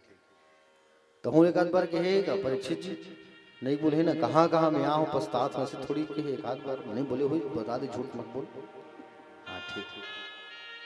कभी ऐसा मत कहना अपने पति को कि मैं पछता रही हूँ आपसे शादी करके, क्योंकि रिश्ता जो होता है वो ऊपर से बन के आता है। जन्म मृत्यु ये विवाह ये भगवान के हाथ में होता है, समझ रहे हो ना। जो होता है ईश्वर की कृपा से होता है, जो होता है अच्छा होता है। तो सती मैया ने सोचा मैं यहाँ रहूंगी तो मेरे पति की सब निंदा कर रहे हैं, देखो सब बैठे हैं, सबके लिए स्थान है, मेरे पति के लिए स्थान नहीं बनाया गया है। तो माँ सती जो है भगवान शंकर को याद करती है, आराधना करती है, और शंकर को याद करके माँ जो है अपने देह को, अपने शरीर को माँ जो है योग बल की अग्नि से, अंगूठे से अग्नि प्रज्वलित करती है और शंकर को कहती है कि हे भगवान, जब जब मैं अपना इस देह छोड़ के अगला देह पाऊं, जब जब इस संसार में आऊं, आप ही मुझे पति के रूप में प्राप्त होना, ऐसा कहना। ऐसा कही मैया जो है, और आप लोग भी यही कहा करो कि हे भगवान, जब जब संसार में आए हमको यही पति मिले, जो माँ सती ने कहा। सती मैया ने कहा कि हे भोलेनाथ, जब भी मैं संसार में आऊं आपको ही पति के रूप में वर्ण करूं। ऐसा कहा करके माँ सती जो है अपने देह को अग्नि में प्रज्वलित कर देती है, अग्नि से जला देती है मैया जो है, और अग्नि जो है धधक धधक धधकते हुए पूरा शरीर को जला दिया। और वहां नंदी भृंगी खड़े थे, सब युद्ध करने लगे, मारने लगे। तो यज्ञ कराने बैठे थे भृगु ऋषि। भृगु ऋषि यज्ञ में आहुति डाल दिए तो बड़े बड़े रिभु गण पैदा हो गए, वो भगवान शंकर के गणों के साथ लड़ाई करने लगे। नारद जी गए और जा करके शंकर जी को बताया कि वहां माँ सती देह त्याग दी है और नंदी भृंगी के ऊपर अत्याचार हो रहा है। शंकर भगवान ने जटा को उखाड़ा, उखाड़ करके फेंक दिया। जटा को उखाड़ के फेंका तो तुरंत वहां पर एक भगवान शंकर के जैसा ही रुद्र पैदा हो गया, उसका नाम पड़ा वीरभद्र। वीरभद्र से भगवान ने कहा जाओ वहां हमारे गणों की रक्षा करो, वीरभद्र उस यज्ञ को तहस नहस कर दो, जाओ। वीरभद्र आया, और वीरभद्र जब आया तो आंधी तूफान लेकर के आया, प्रलय के समान गरजते हुए, दहाड़ते हुए। जो जो सामने आते गया सबको मारते गया, उठा उठा के। भगवान शंकर का ससुर भी आ गया सामने, उसके गला को काट दिया वीरभद्र ने और मुंडी को डाल दिया यज्ञ कुंड में। यज्ञ कुंड में मुंडी जल गया, भस्म हो गया। समझ रहे हो ना। भृगु ऋषि बार बार अपनी दाढ़ी में हाथ फेरते थे, उसकी दाढ़ी को काट दिया। समझ रहे हो ना। जो जैसा करते गए उसके साथ में वैसे ही किया गया। हाँ प्यारे भक्तजन,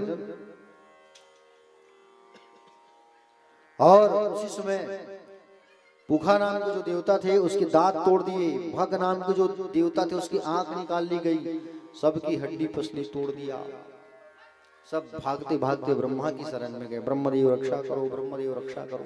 ब्रह्मा ने कहा बुलाया हमको भी गया था, लेकिन हम नहीं गए थे वहां पे। तुम सब क्यों गए वहां पे? तुम लोगों को भी नहीं जाना था वहां पे।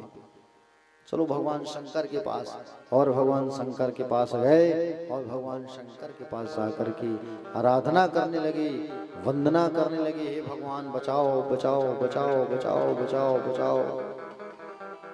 आइए हम सभी भगवान शंकर की वंदना करते हैं और भगवान शंकर का 2 मिनट ध्यान लगाते हैं भजन के माध्यम से। बोले महादेव भगवान की, महाकाल महाराज की।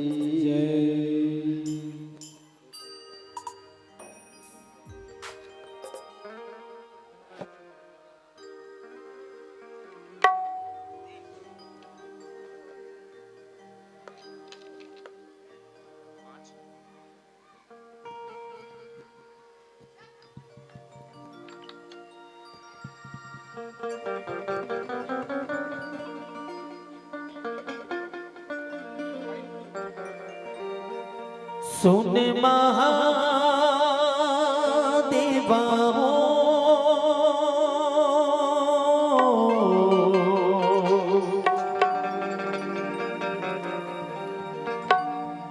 मेरे भोले बाबा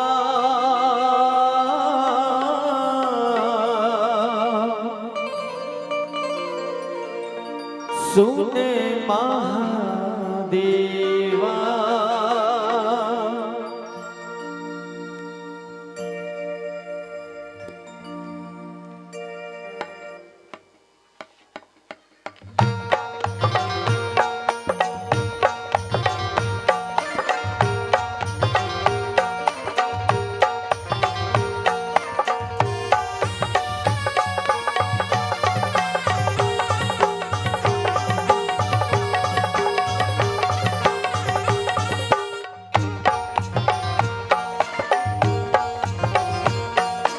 सुन महादेवा हो,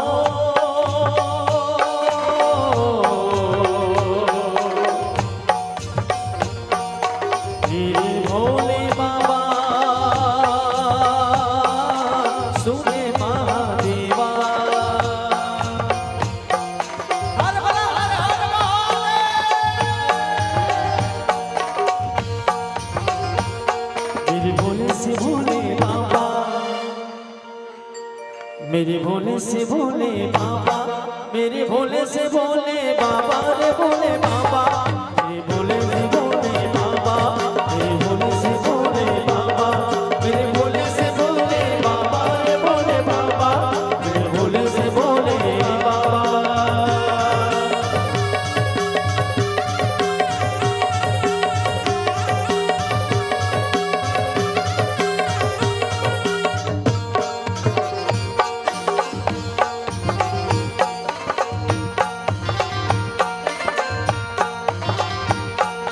सुन महादेवा हो,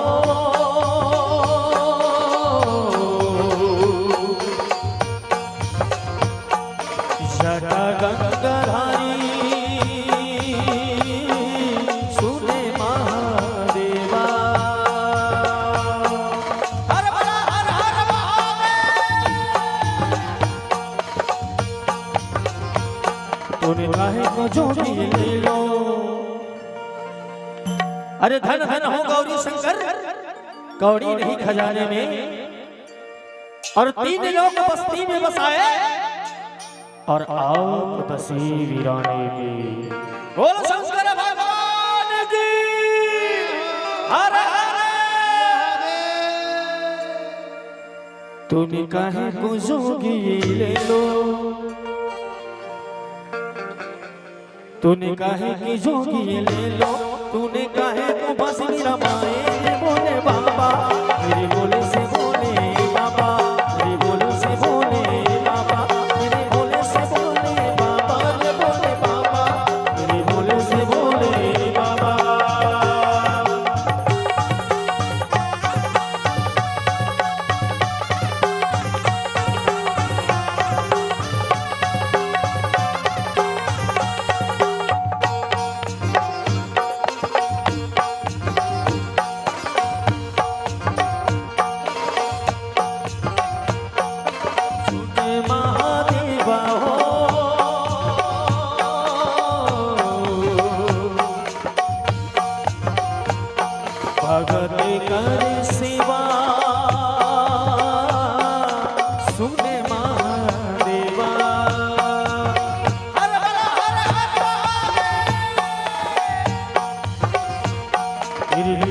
अजब निराली, तेरी लीला है अजब निराली, तेरी महिमा कोई न जाने रे भोले बाबा, मेरे भोले से भोले बाबा, मेरे भोले से भोले बाबा, मेरे भोले से भोले बाबा, रे भोले बाबा, मेरे भोले से भोले बाबा। भजन सब लोग समझ आ ना? बढ़िया, जोर जोर दोनों हाथ उठा करके ताली बजाओ। हर हर मेरे भोले से भोले, आवाज भी आनी चाहिए, तालियां काफी नहीं होती। बोल गणेश के पापा की। मेरे भोले से भोले, मेरे भोले से भोले, मेरे भोले से भोले, भोले बाबा, मेरे भोले से भोले, मेरे भोले से भोले, मेरे भोले से भोले बाबा।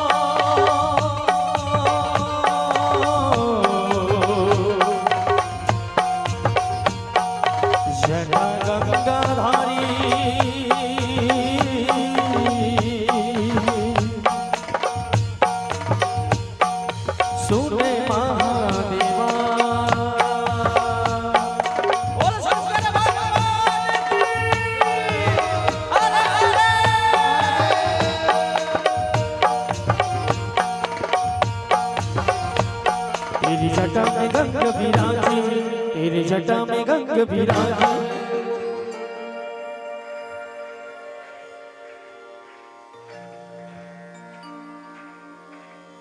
हाथ तो बिल्कुल एक चप्पल चोरी कर रहा हूँ, ताली नहीं बजाई थी। चुमड़ी धर क्लास ठीक ठीक। बोल शंकर भगवान की। थोड़ा धीरे लगा गाना हो जाएगा, थोड़ा धीरे लगा, ज्यादा हो हर हर। और सीढ़िया वाला भाई मन लगलो का हाथ शंभो। बोल देवादिदेव महादेव की। तेरी जटा में गंग विराजी, दोनों हाथ उठा करके। तेरी जटा में गंग विराजी, तेरी जटा में गंग विराजी, तो है भस्मी अंगे लगी है रे भोले बाबा, मेरे भोले से भोले, मेरे भोले से भोले, मेरे भोले से भोले। सुन महादेवा हो,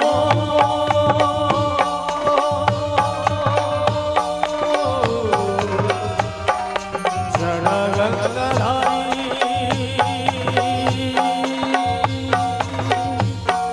सुने महादेवा।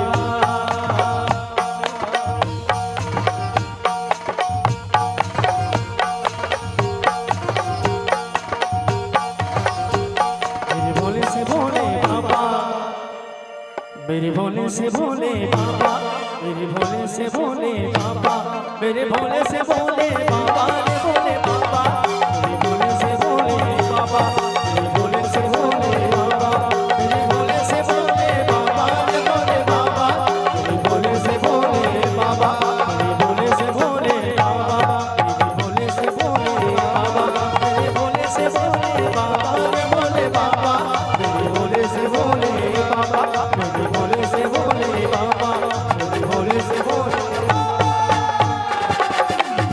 बोल शंकर भगवान की। हर हर।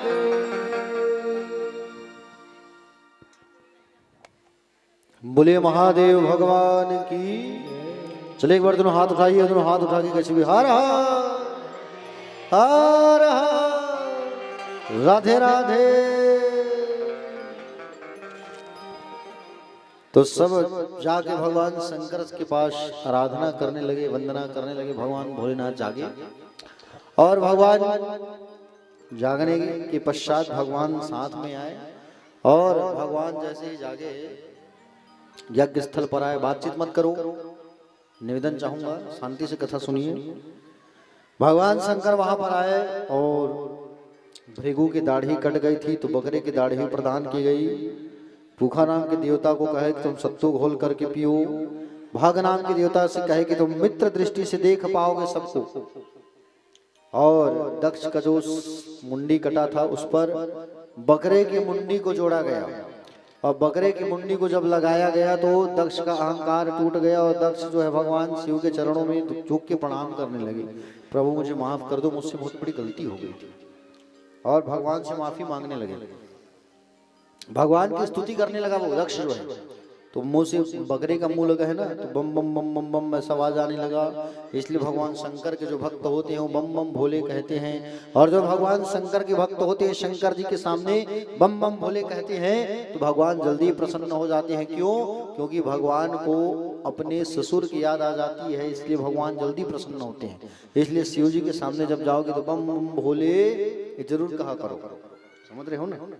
भगवान शंकर मां सती के शरीर को लेकर के जाने लगे और भगवान नारायण जो है अपने सुदर्शन चक्र से मां के शरीर को काट दिए। जगह जगह से 51 जगह से मां के शरीर को काटा गया। 51 और 51 जगहों से मां के शरीर को जब काटा गया तो जहां जहां मां सती का जो शरीर गिरा है वो सिद्ध शक्ति पीठ बन गया। मां सती का जो गला गिरा है वो जम्मू कश्मीर में अमरनाथ प्रसिद्ध है। कांगड़ा में जीव गिरा, मां ज्वाला कहलाई। और वृंदावन में मां का केश गिरा है, बाल कात्यायनी कहलाई। वाराणसी में कुंडल गिरा है, विशालाक्षी कहलाई मैया जो है। और अभी जहाँ कुंभ मेला लगा है प्रयाग, वहां पर मां सती की उंगली गिरी है तो वहां माता जी को ललिता के नाम से जाना जाता है। ऐसे ऐसे अलग अलग जगहों पे माँ सती का जो शरीर गिरा है तो वहां पर माँ का वहां पर सिद्ध शक्ति पीठ बनते गया है, निर्माण होते गया है। माँ सती के जाने के बाद भगवान शंकर कई साल तक समाधि में लीन हो गए, नहीं जागे। इधर ब्रह्मा विष्णु आदि आकर के राजा हिमाचल से हिमवान से बोलने लगे। क्या बोलने लगे? हिमवान से कहे कि बोले आप माँ भगवती की आराधना करो और माँ भगवती की आप आराधना करो जगदम्बा की। और जगदम्बा की जब आप आराधना करोगे तो जगदम्बा आपके घर फिर से जन्म लेगी। माँ सती जो है तो राजा हिमवान और रानी मैना दोनों जो है भगवान बोले माँ जगदम्बा की आराधना किए तो माँ सती का पुनर्जन्म होता है पार्वती के रूप में। समझ रहे हो ना? सुंदर माँ जो है हिमालय के अंदर प्रवेश की, उनके मुंह से निकल के नेत्रों से होते हुए अंदर माँ मैना के अंदर प्रवेश करती है और सुंदर भगवती पार्वती मैया का जो जन्म है वो होता है। बोले पार्वती मैया की, पार्वती मैया का सुंदर आगमन हुआ। और पार्वती मैया का जब आगमन हुआ तो सब खुशियां मनाने लगे, नाचने गाने लगे कि पार्वती मैया आई है, जगदम्बा आई है। बोलो आदि शक्ति जगदम्बा मैया की। धीरे धीरे पार्वती मैया बड़ी होने लगी, बाल्या अवस्था से युवा अवस्था में आई और तपस्या में लीन हो गई भगवान शंकर को प्राप्त करने के लिए। समझ रहे हो ना? हाँ, कई साल तक आराधना, व्रत, उपासना, तपस्या। ये तीज का जो व्रत है वो माँ पार्वती से ही चालू हुआ है। हरतालिका जिसे कहते हो आप, तीजा। माँ पार्वती ने तीज का व्रत किया, निर्जला सूखे सूखे पत्ते को खा खा करके व्रत चालू किया। भगवान शंकर को जगाने के लिए कामदेव को भेजा गया और कामदेव जी जब आए तो फूलों का बाण मारे हैं भगवान शंकर को छुप करके। अब फूलों का बाण मारे हैं तो बाण आके भगवान को लगा, भगवान जागे, देखा मुझे किसने जगाया है। देखा तो आम के पेड़ के पीछे कामदेव छुप के बैठा था। भगवान शंकर ने अपना तीसरा नेत्र खोला और खोल करके कामदेव को भस्म कर दिया। कामदेव को भस्म कर दिया और जैसे कामदेव भस्म हुए तो उनके साथ में आम का पेड़ भी भस्म हो गया। रति, काम की पत्नी रति दौड़े दौड़े शंकर जी के शरण में आई, कहती है हे प्रभु आपसे निवेदन है प्रभु, आप मेरे पति का उद्धार कर दिए हो। मेरे पति मुझे कब प्राप्त होंगे? भगवान शंकर ने कहा तुम्हारे जो पति हैं उनका पुनर्जन्म होगा, भगवान कृष्ण के घर में भगवान श्री कृष्ण का बेटा बन करके जन्म लेगा, प्रद्युम्न के रूप में, प्रद्युम्न के रूप में जन्म लेगा और तुम्हें वहां जाना होगा, इंतजार करना होगा अपने पति का। भगवान मेरे पति का तो आगमन होगा, लेकिन आप इस आम के पेड़ को भी वरदान दे दो। भगवान शंकर ने कहा आज से जो आम का वृक्ष है वो फलों का राजा कहलाएगा, इसकी जो पत्तियां हैं वो मंगल कार्यों में उपयोग किया जाएगा, इसलिए हम पूजा पाठ में आम की पत्तियों का उपयोग करते हैं। करते हैं कि नहीं करते हैं? कलश तोरण बनाते हैं और उनको फलों का राजा कहा गया है। किसको? आम को। सारा फल एक तरफ तो आम का फल एक तरफ है। सही बोल रहा हूं नहीं? आप मिठाई खाना पसंद करोगे कि दशहरी छोटा छोटा आम? क्या खाओगे? दशहरी आम ना। क्योंकि आम को फलों का राजा बनाया गया है। भगवान शंकर को जब कामदेव जगाया तो सारे देवता आकर के भगवान शंकर के शरण में आ गए। चलो भैया कहीं फिर से भगवान समाधि में लीन हो जाएंगे तो गड़बड़ हो जाएगा। भगवान के लिए दूसरा कामदेव कहाँ से लाएंगे? सब गए भगवान से प्रार्थना की, प्रभु माँ सती का आगमन हो चुका है पार्वती के रूप में और आप उनसे विवाह कर लीजिए, क्योंकि आप जब तक विवाह नहीं करोगे आपका पुत्र नहीं होगा तब तक वो तारकासुर मरेगा नहीं, और वो हम सब का जीना हराम करके रखा है तारकासुर जो है। भगवान शंकर ने कहा कि पार्वती की परीक्षा लेना पड़ेगा, तो 7 ऋषियों को भेजा है, 7 ऋषियों को परीक्षा लेने के लिए। 1 2 नहीं, 7 लोगों को। 7 सप्त ऋषि गए और जाकर के परीक्षा लेने लगे। तो कहने लगे कि बोले आप शंकर जी को प्राप्त करना क्यों चाहती हो? विष्णु जी तो बड़े सुंदर हैं, विष्णु को प्राप्त कर लो। बोले नहीं, हम शंकर को ही प्राप्त करेंगे, उन्हें ही पति के रूप में प्राप्त करेंगे, नहीं तो जीवन त्याग देंगे। सप्त ऋषि आके भोले बाबा को बता दिया कि बोले आपके लायक ही स्वामी, वो तो आपको ही पति बनाना चाहती है। नारद जी गए, नारद जी जाकर के कहे कि बोले विष्णु से शादी करो बेटा, वो शमशान में रहने वाले हैं, मत करो उनसे शादी। नारद जी से कहे कि बोले नहीं प्रभु, मैं केवल पति के रूप में उनको ही प्राप्त करना चाहती हूँ। नारद जी ने आशीर्वाद दिया कि तुम्हारी मनोकामना पूरी हो। और नारद जी जो है जा करके पार्वती मैया के पिता हिमाचल से बात रखे कि आप अपनी बेटी को शंकर जी के हाथ में सौंप दो। तो हिमाचल ने कहा कि भगवान शंकर ने तो प्रतिज्ञा किया है कि सती के अलावा मैं किसी से शादी नहीं करूंगा। तब नारद ने बताया कि सती ही तुम्हारे घर बेटी बन के आई है पार्वती, उनका हाथ पीला करो शंकर जी के साथ। विवाह की बात बन गई, विवाह की तैयारियां होने लगी, है ना। इधर माँ पार्वती को सुंदर उनकी सखियां आई, हल्दी लगाने लगी, और सुंदर उधर भोले बाबा भी तैयार होने लगे। तो भोले बाबा को नंदी तैयार करने में लगे हैं। अब बेचारे को थोड़ी तैयार करने आता है। तो नंदी जी क्या किए? बोले शमशान घाट गए, पाउडर लेके आए, जलते हुए चीता का गरम गरम लाश, और पाउडर को लगा दिए। वो जमाने में थोड़ी पॉन्ड्स पाउडर मिले हैं, भगवान को लगा दिए। और अब भगवान को माला पहनाना है, तो माला कौन सा पहनाया जाए? तो मुंडों का माला, मुंड माला। मोर बनाना है तो सांपों को मोर बनाया गया। समझ रहे हो नहीं? बाराती बोले बारात कहाँ से व्यवस्था करे, आदमी को दिख नहीं रहा है तो भूत प्रेत को बुलाए, चलो सब बाबा की बारात जाएंगे। ऐसा सुंदर विवाह की तैयारियां हुई और शादी का दिन नजदीक आया। और पार्वती मैया जो है सुंदर तैयार होकर के आके आ गई अपनी सखियों के साथ। एक बार ताली बजा दीजिए, पार्वती मैया आ रही है। मेरी पार्वती मैया बनेगी दुल्हनिया, और सज के आएंगे कौन? भोले बाबा। बाजा कौन बजाएगा? भैरव बाबा, नंदी भैया। आइए, पार्वती मैया का आगमन हो रहा है। अब सबको भगवान की शादी में सम्मिलित होना है, धूमधाम से आज के कार्यक्रम को संपन्न करना है। भगवान की शादी को संपन्न करने में हम सबका सहयोग विशेष रहेगा, ठीक है। तो आइए, सबको उत्साह मंगल से भगवान की शादी में सम्मिलित होकर के आनंद उत्सव मनाना है। बोले महादेव भगवान की हर हर। थोड़ा जोर से कहो, हर हर।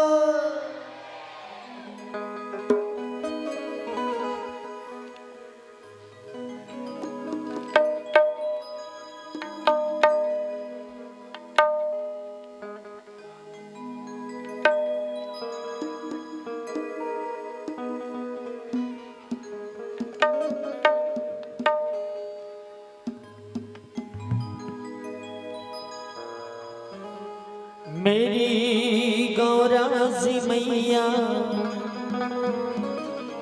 बनेगी दुल्हनिया,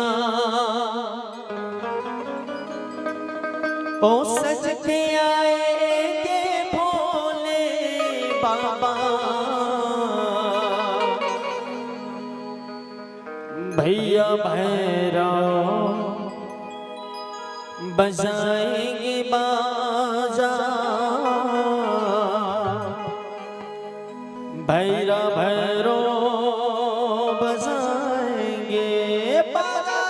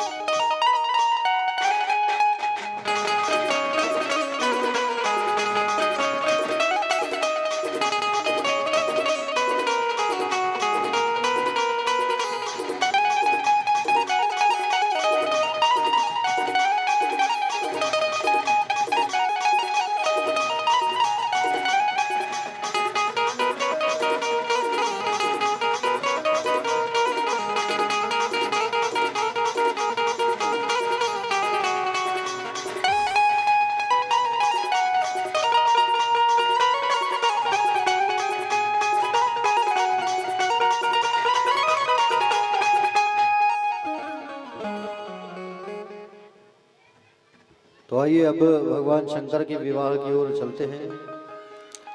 तो थोड़ा थोड़ा और बाकी रुक्मिणी विवाह के दिन विस्तार से करेंगे शादी को। थोड़ा थोड़ा छीटा जो है भगवान की शादी का ले लेते हैं। आइए, और सामने में जितने भक्त खड़े हैं सबसे निवेदन चाहूँगा कि बैठ जाइए ताकि पीछे वाले भक्त को भी दिखे जो कैमरा के आसपास खड़े हैं।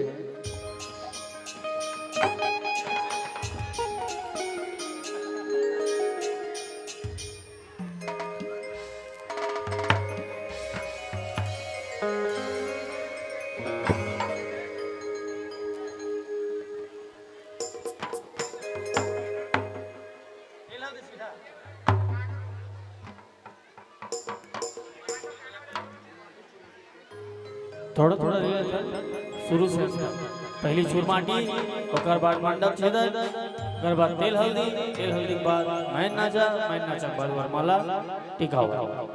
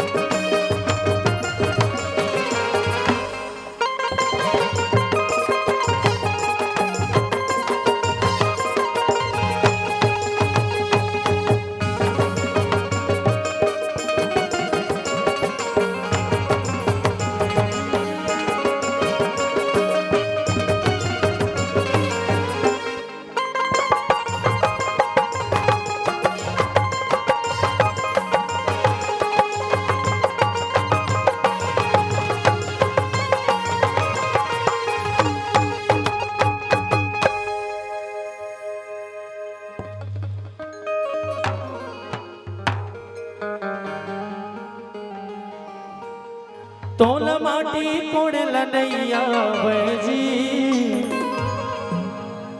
धीरे धीरे हाँ धीरे धीरे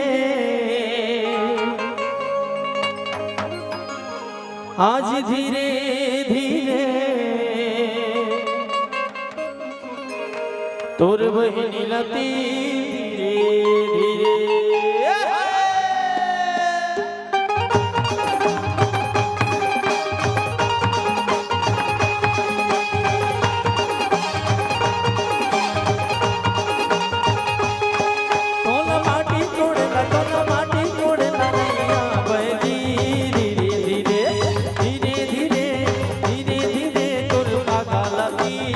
धीरे धीरे धीरे धीरे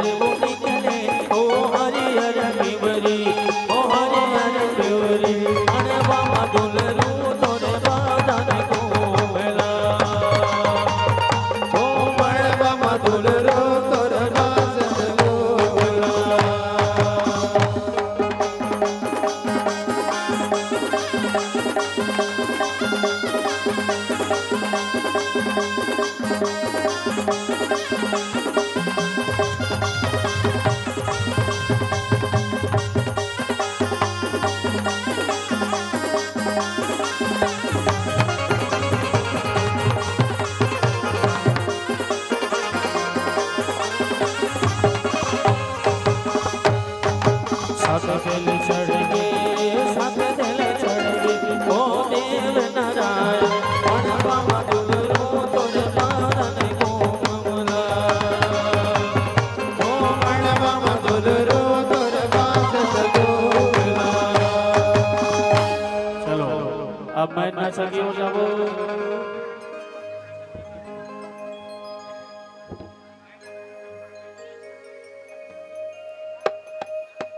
एक दिल रेगे हाथी या घोड़ा एक दिल रेगे ओ भैया एक दिल रेगे ओ मड़व मना छे चारों कुमारी सबके चारों ओ भैया चमके चारों।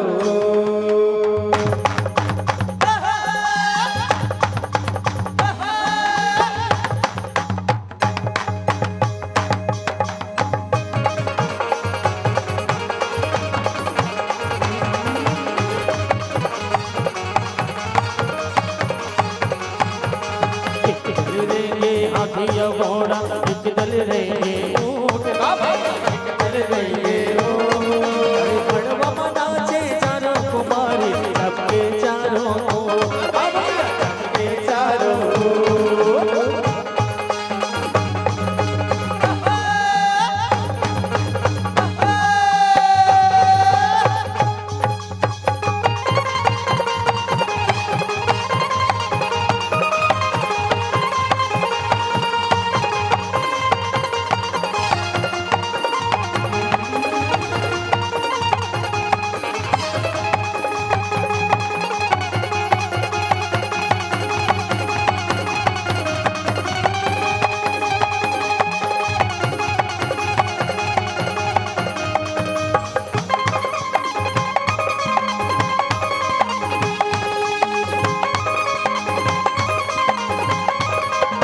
चांदी चांदी के खंभा गड़े सोना के लगे की बात सोना के लगे की बात सोना सोना के लगे बम्बा कहे सौदा के ला भैया झूले जसोदा के लाल।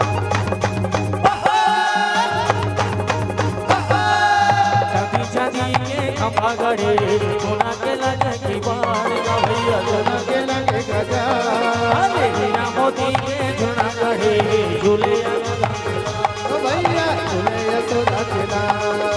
पानी रे आए पवन संगे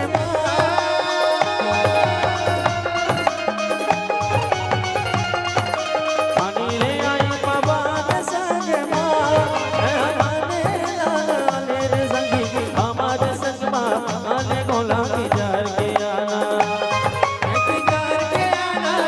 हमारी हमार पारा लाल लाला की जार के आना। की जार के आना काया झूले की हमारे पारा माने गोला की जार के आना की जार के आना काया हमारी बार पारा आने गोला की जार के आना। माने गोला की जार के आना माने गोला की जार के आना माने गोला की जार के आना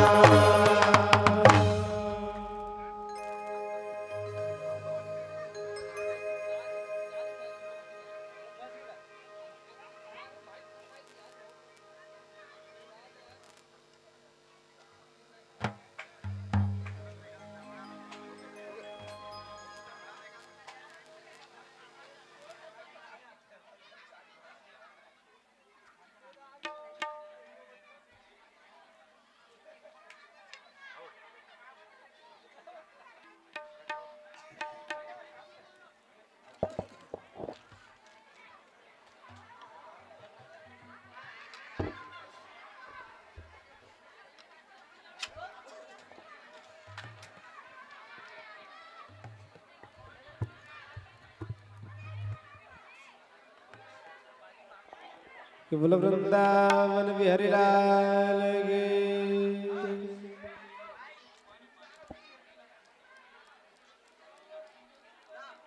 तदेव नगरं श्रुदिनं तदेव ताराबलं चन्द्रबलं तदेव विद्याबलं देहबलं तदेव लक्ष्मीपते त्रेन्द्रयुगं स्मरामि कि मङ्गलं भगवान् विष्णु मङ्गलं गरुडध्वजा मङ्गलं पुण्डरीकाक्ष मङ्गलाय तनो हरिः। बोलो काशी विश्वनाथ भगवान के।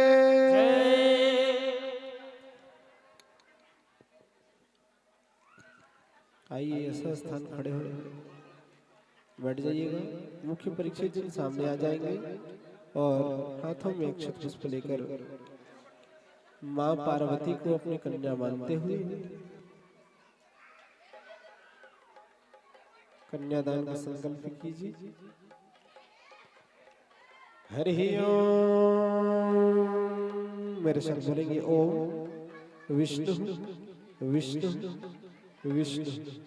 हरि ओम विष्णुर विष्णुर विष्णु श्रीमद्भगवतो महापुरुषस्य विष्णुराज्ञा प्रवर्तमानस्य ब्रह्मणो द्वितीयावतारार्धे श्रेष्ठद्वारः कल्पे वैवस्वतंत्रे अष्टाविंशतितमे कलियुगे कलियुगं शरणे जम्मूद्वीपे भारतवर्षे आर्यावर्ते देशे भारत देशे छत्तीसगढ़ प्रदेशे रणगाभ्यां नमो रायपुर जिला अंतर्गते हांडी पारा क्षेत्र अंतर्गत रणगाभ्यां नमो नमः।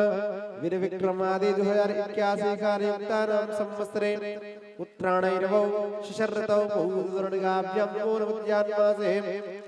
वे कृष्णपक्षे प्रथमतिथौ होमवासरे पुष्य नक्षत्रे विस्कुम्भयोगे कालवकरणे कर्कराशिस्थिते श्री चन्द्रे मकर राशिस्थिते श्री सूर्ये वृषभ राशिस्थिते श्री देवगुरुः अन्येषु गृहेषु यथा यथा राजस्थानस्तेषु सत्सु एवं ग्रहगुणविशिष्टायां महापुण्डितौ मम यजमानस्य अमगोत्र उत्पन्नस्य।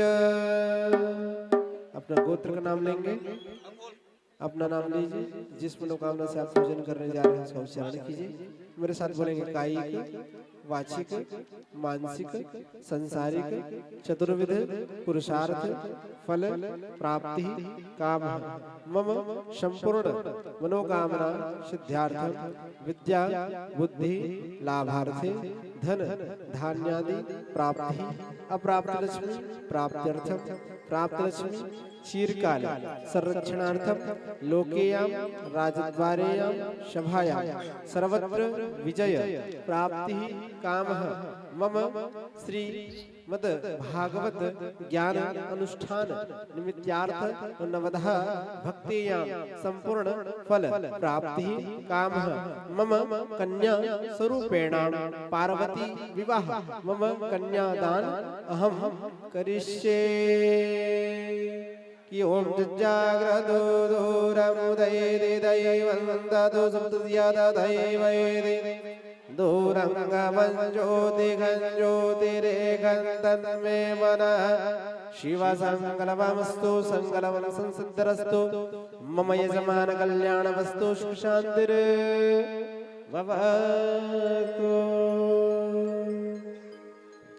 बोल वृंदावन बिहारी लाल के। आपके सामने किसी पात्र रखा होगा, पात्र में छोड़ देंगे। जो संकल्प है आपके सामने पर्रा वर्रा रखा होगा, जो भी लकड़ी का ये थाल वाल रखी होगी उसमें आप संकल्प छोड़ देंगे। और आइए जो भी आप भगवान श्री शिव जी के शादी में न्यौछावर देना चाहते हैं, पहले सबसे पहले आयोजक गण पूर्णिमा दीदी और हमारे परीक्षित जन पहले न्यौछावर भेंट करेंगे माँ पार्वती को और शिव जी को। तत्पश्चात आप सभी भक्तगण अपने अपने स्थान ग्रहण कर लेंगे और बारी बारी से आप भी आते जाइएगा। यथाशक्ति अनुसार आप भी भगवान के इस मंगलमय विवाह पर न्यौछावर दे सकते हैं। जय श्री कृष्ण, जय राधे, जय घनश्याम, हर हर Mahadev.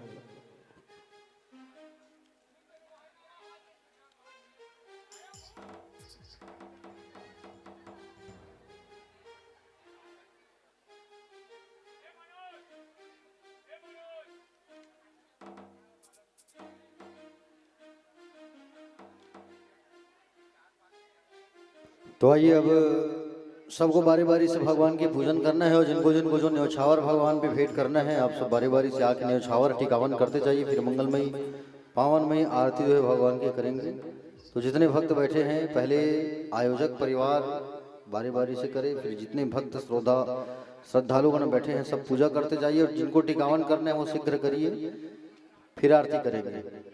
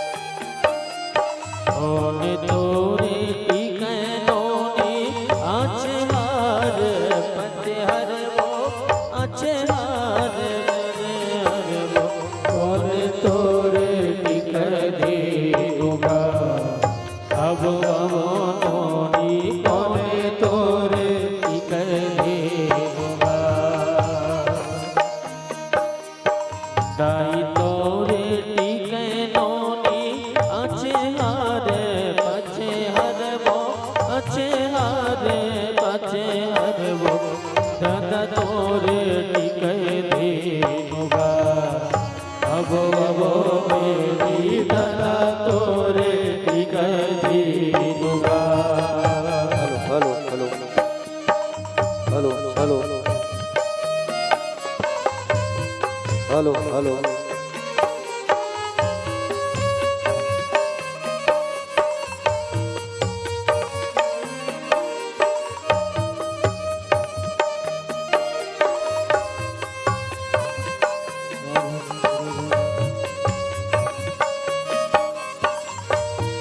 Hello hello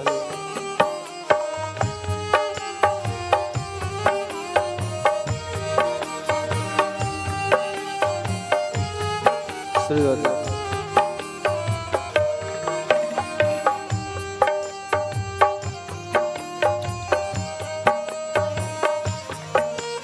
hello hello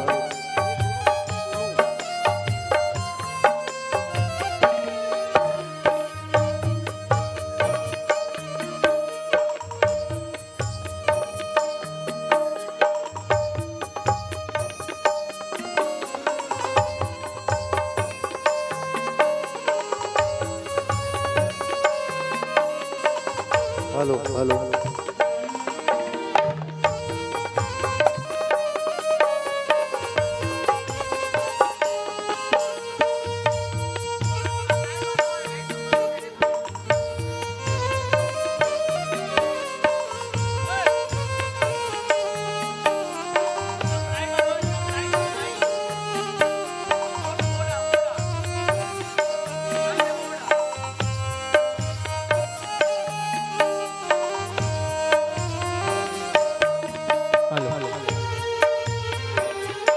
hello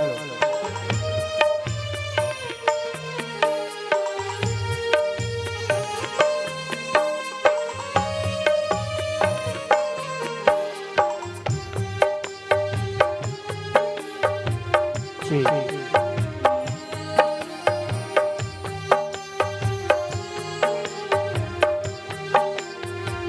hello hello hello hello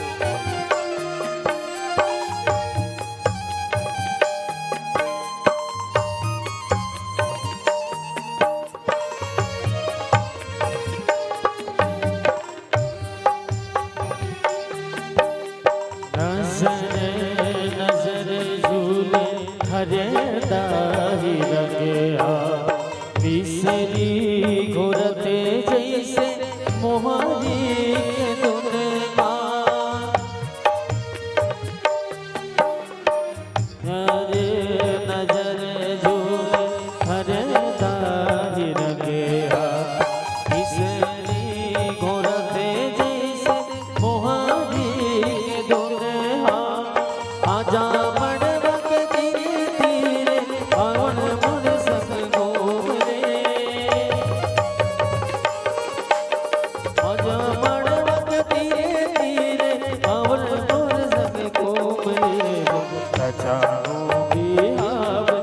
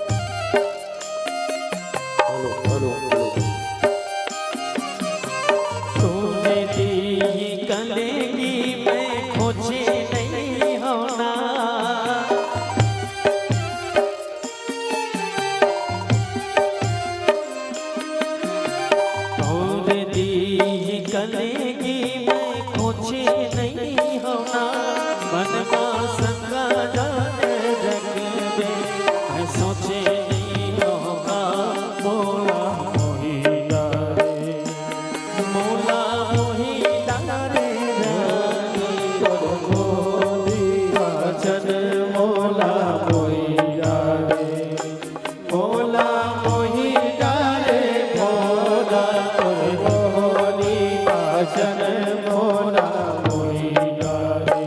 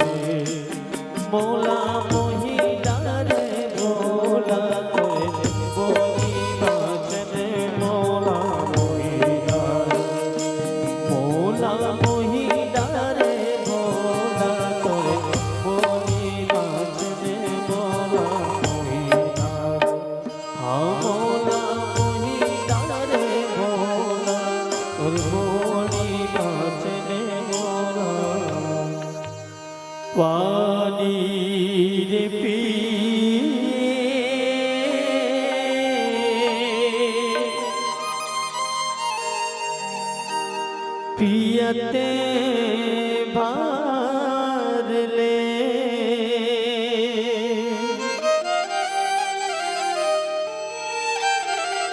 दोस्तारी नहीं तो छूटे जियते भरे मोला मोही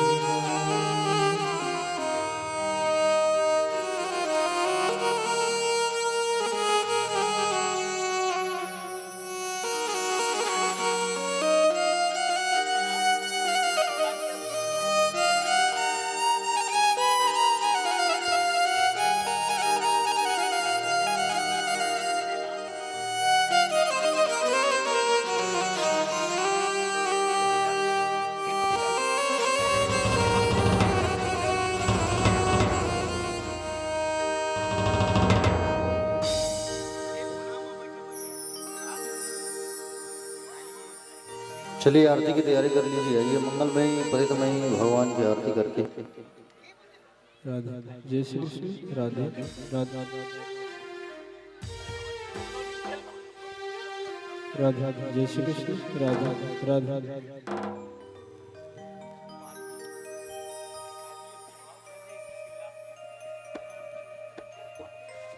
जी जी अच्छा एक भजन बजाना है। हाँ ठीक ठीक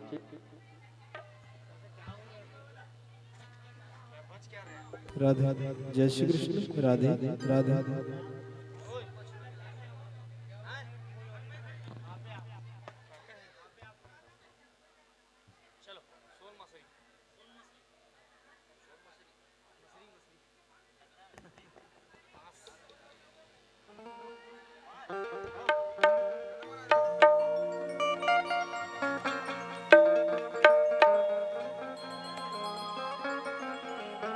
बोल शंकर भगवान की जय।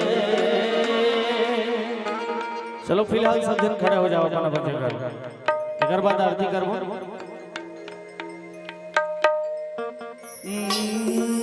बैला मछड़ के आवत है अरे भोला के संग माँ भवानी माधे मचंदा विराज है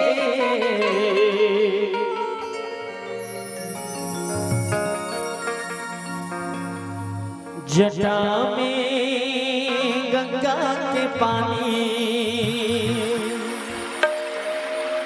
डमरू बजावते हैं चीलम दबावते हैं लहरावते हैं बम लहरी।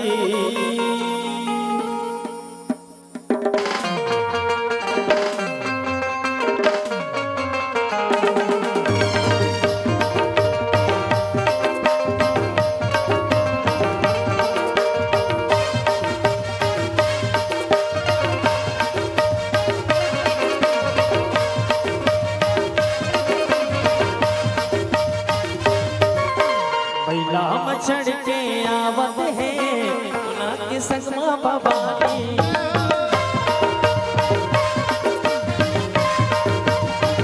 बैला मछड़ के आवत है उना के संगमा भवानी माथे मचंदा विराजी गला में सर्वन के माला डमरू बजावते दिलम चढ़ावते डमरू बजावते दिलम चढ़ावते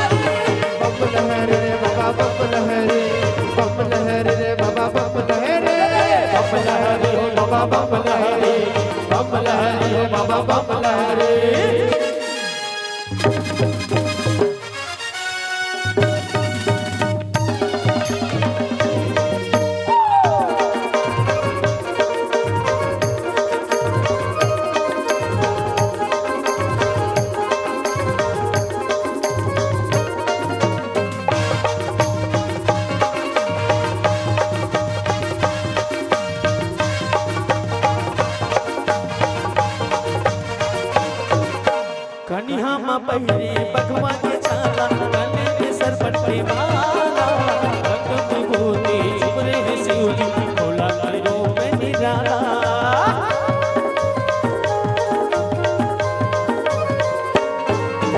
कन्या माँ पहरे बघवा के छाला गले में सरपट पे माला रंग विभूति छुपरे है शिवजी भोला के रूप में निराला। या भोगिया सेवा बजावते दिया सेवा बजा संध्या भी हिया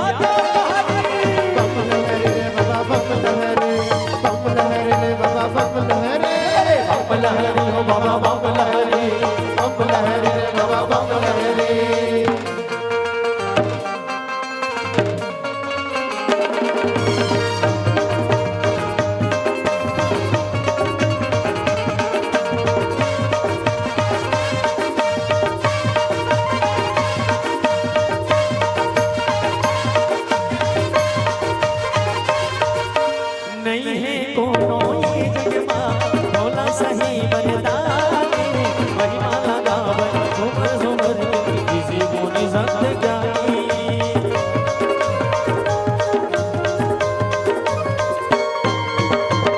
ये दोनों ये जगह माँ बोला सही मरदानी महिमा लगाओ झूमर झूमर किसी बोली जानी बिगड़ी बन जाए चोला तर जाए बिगड़ी बन जाए चोला तर जाए और सारा रे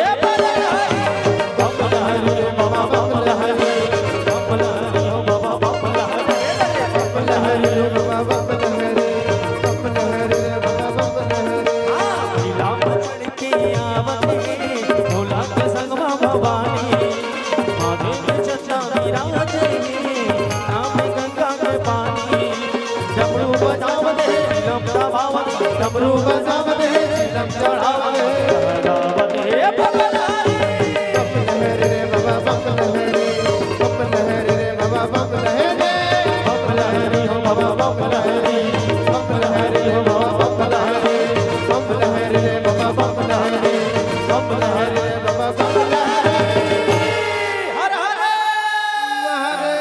राधे राधे से मिला दे।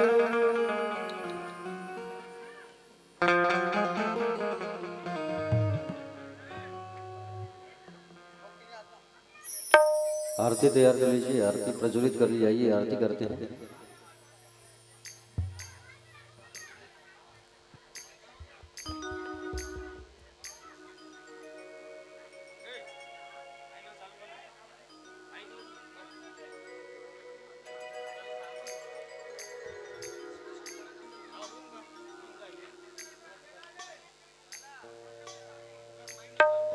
श्री आइए आरती प्रज्वलित कर लीजिए, आरती करते हैं भगवान की मंगलमयी पतितमयी पावनमयी आरती।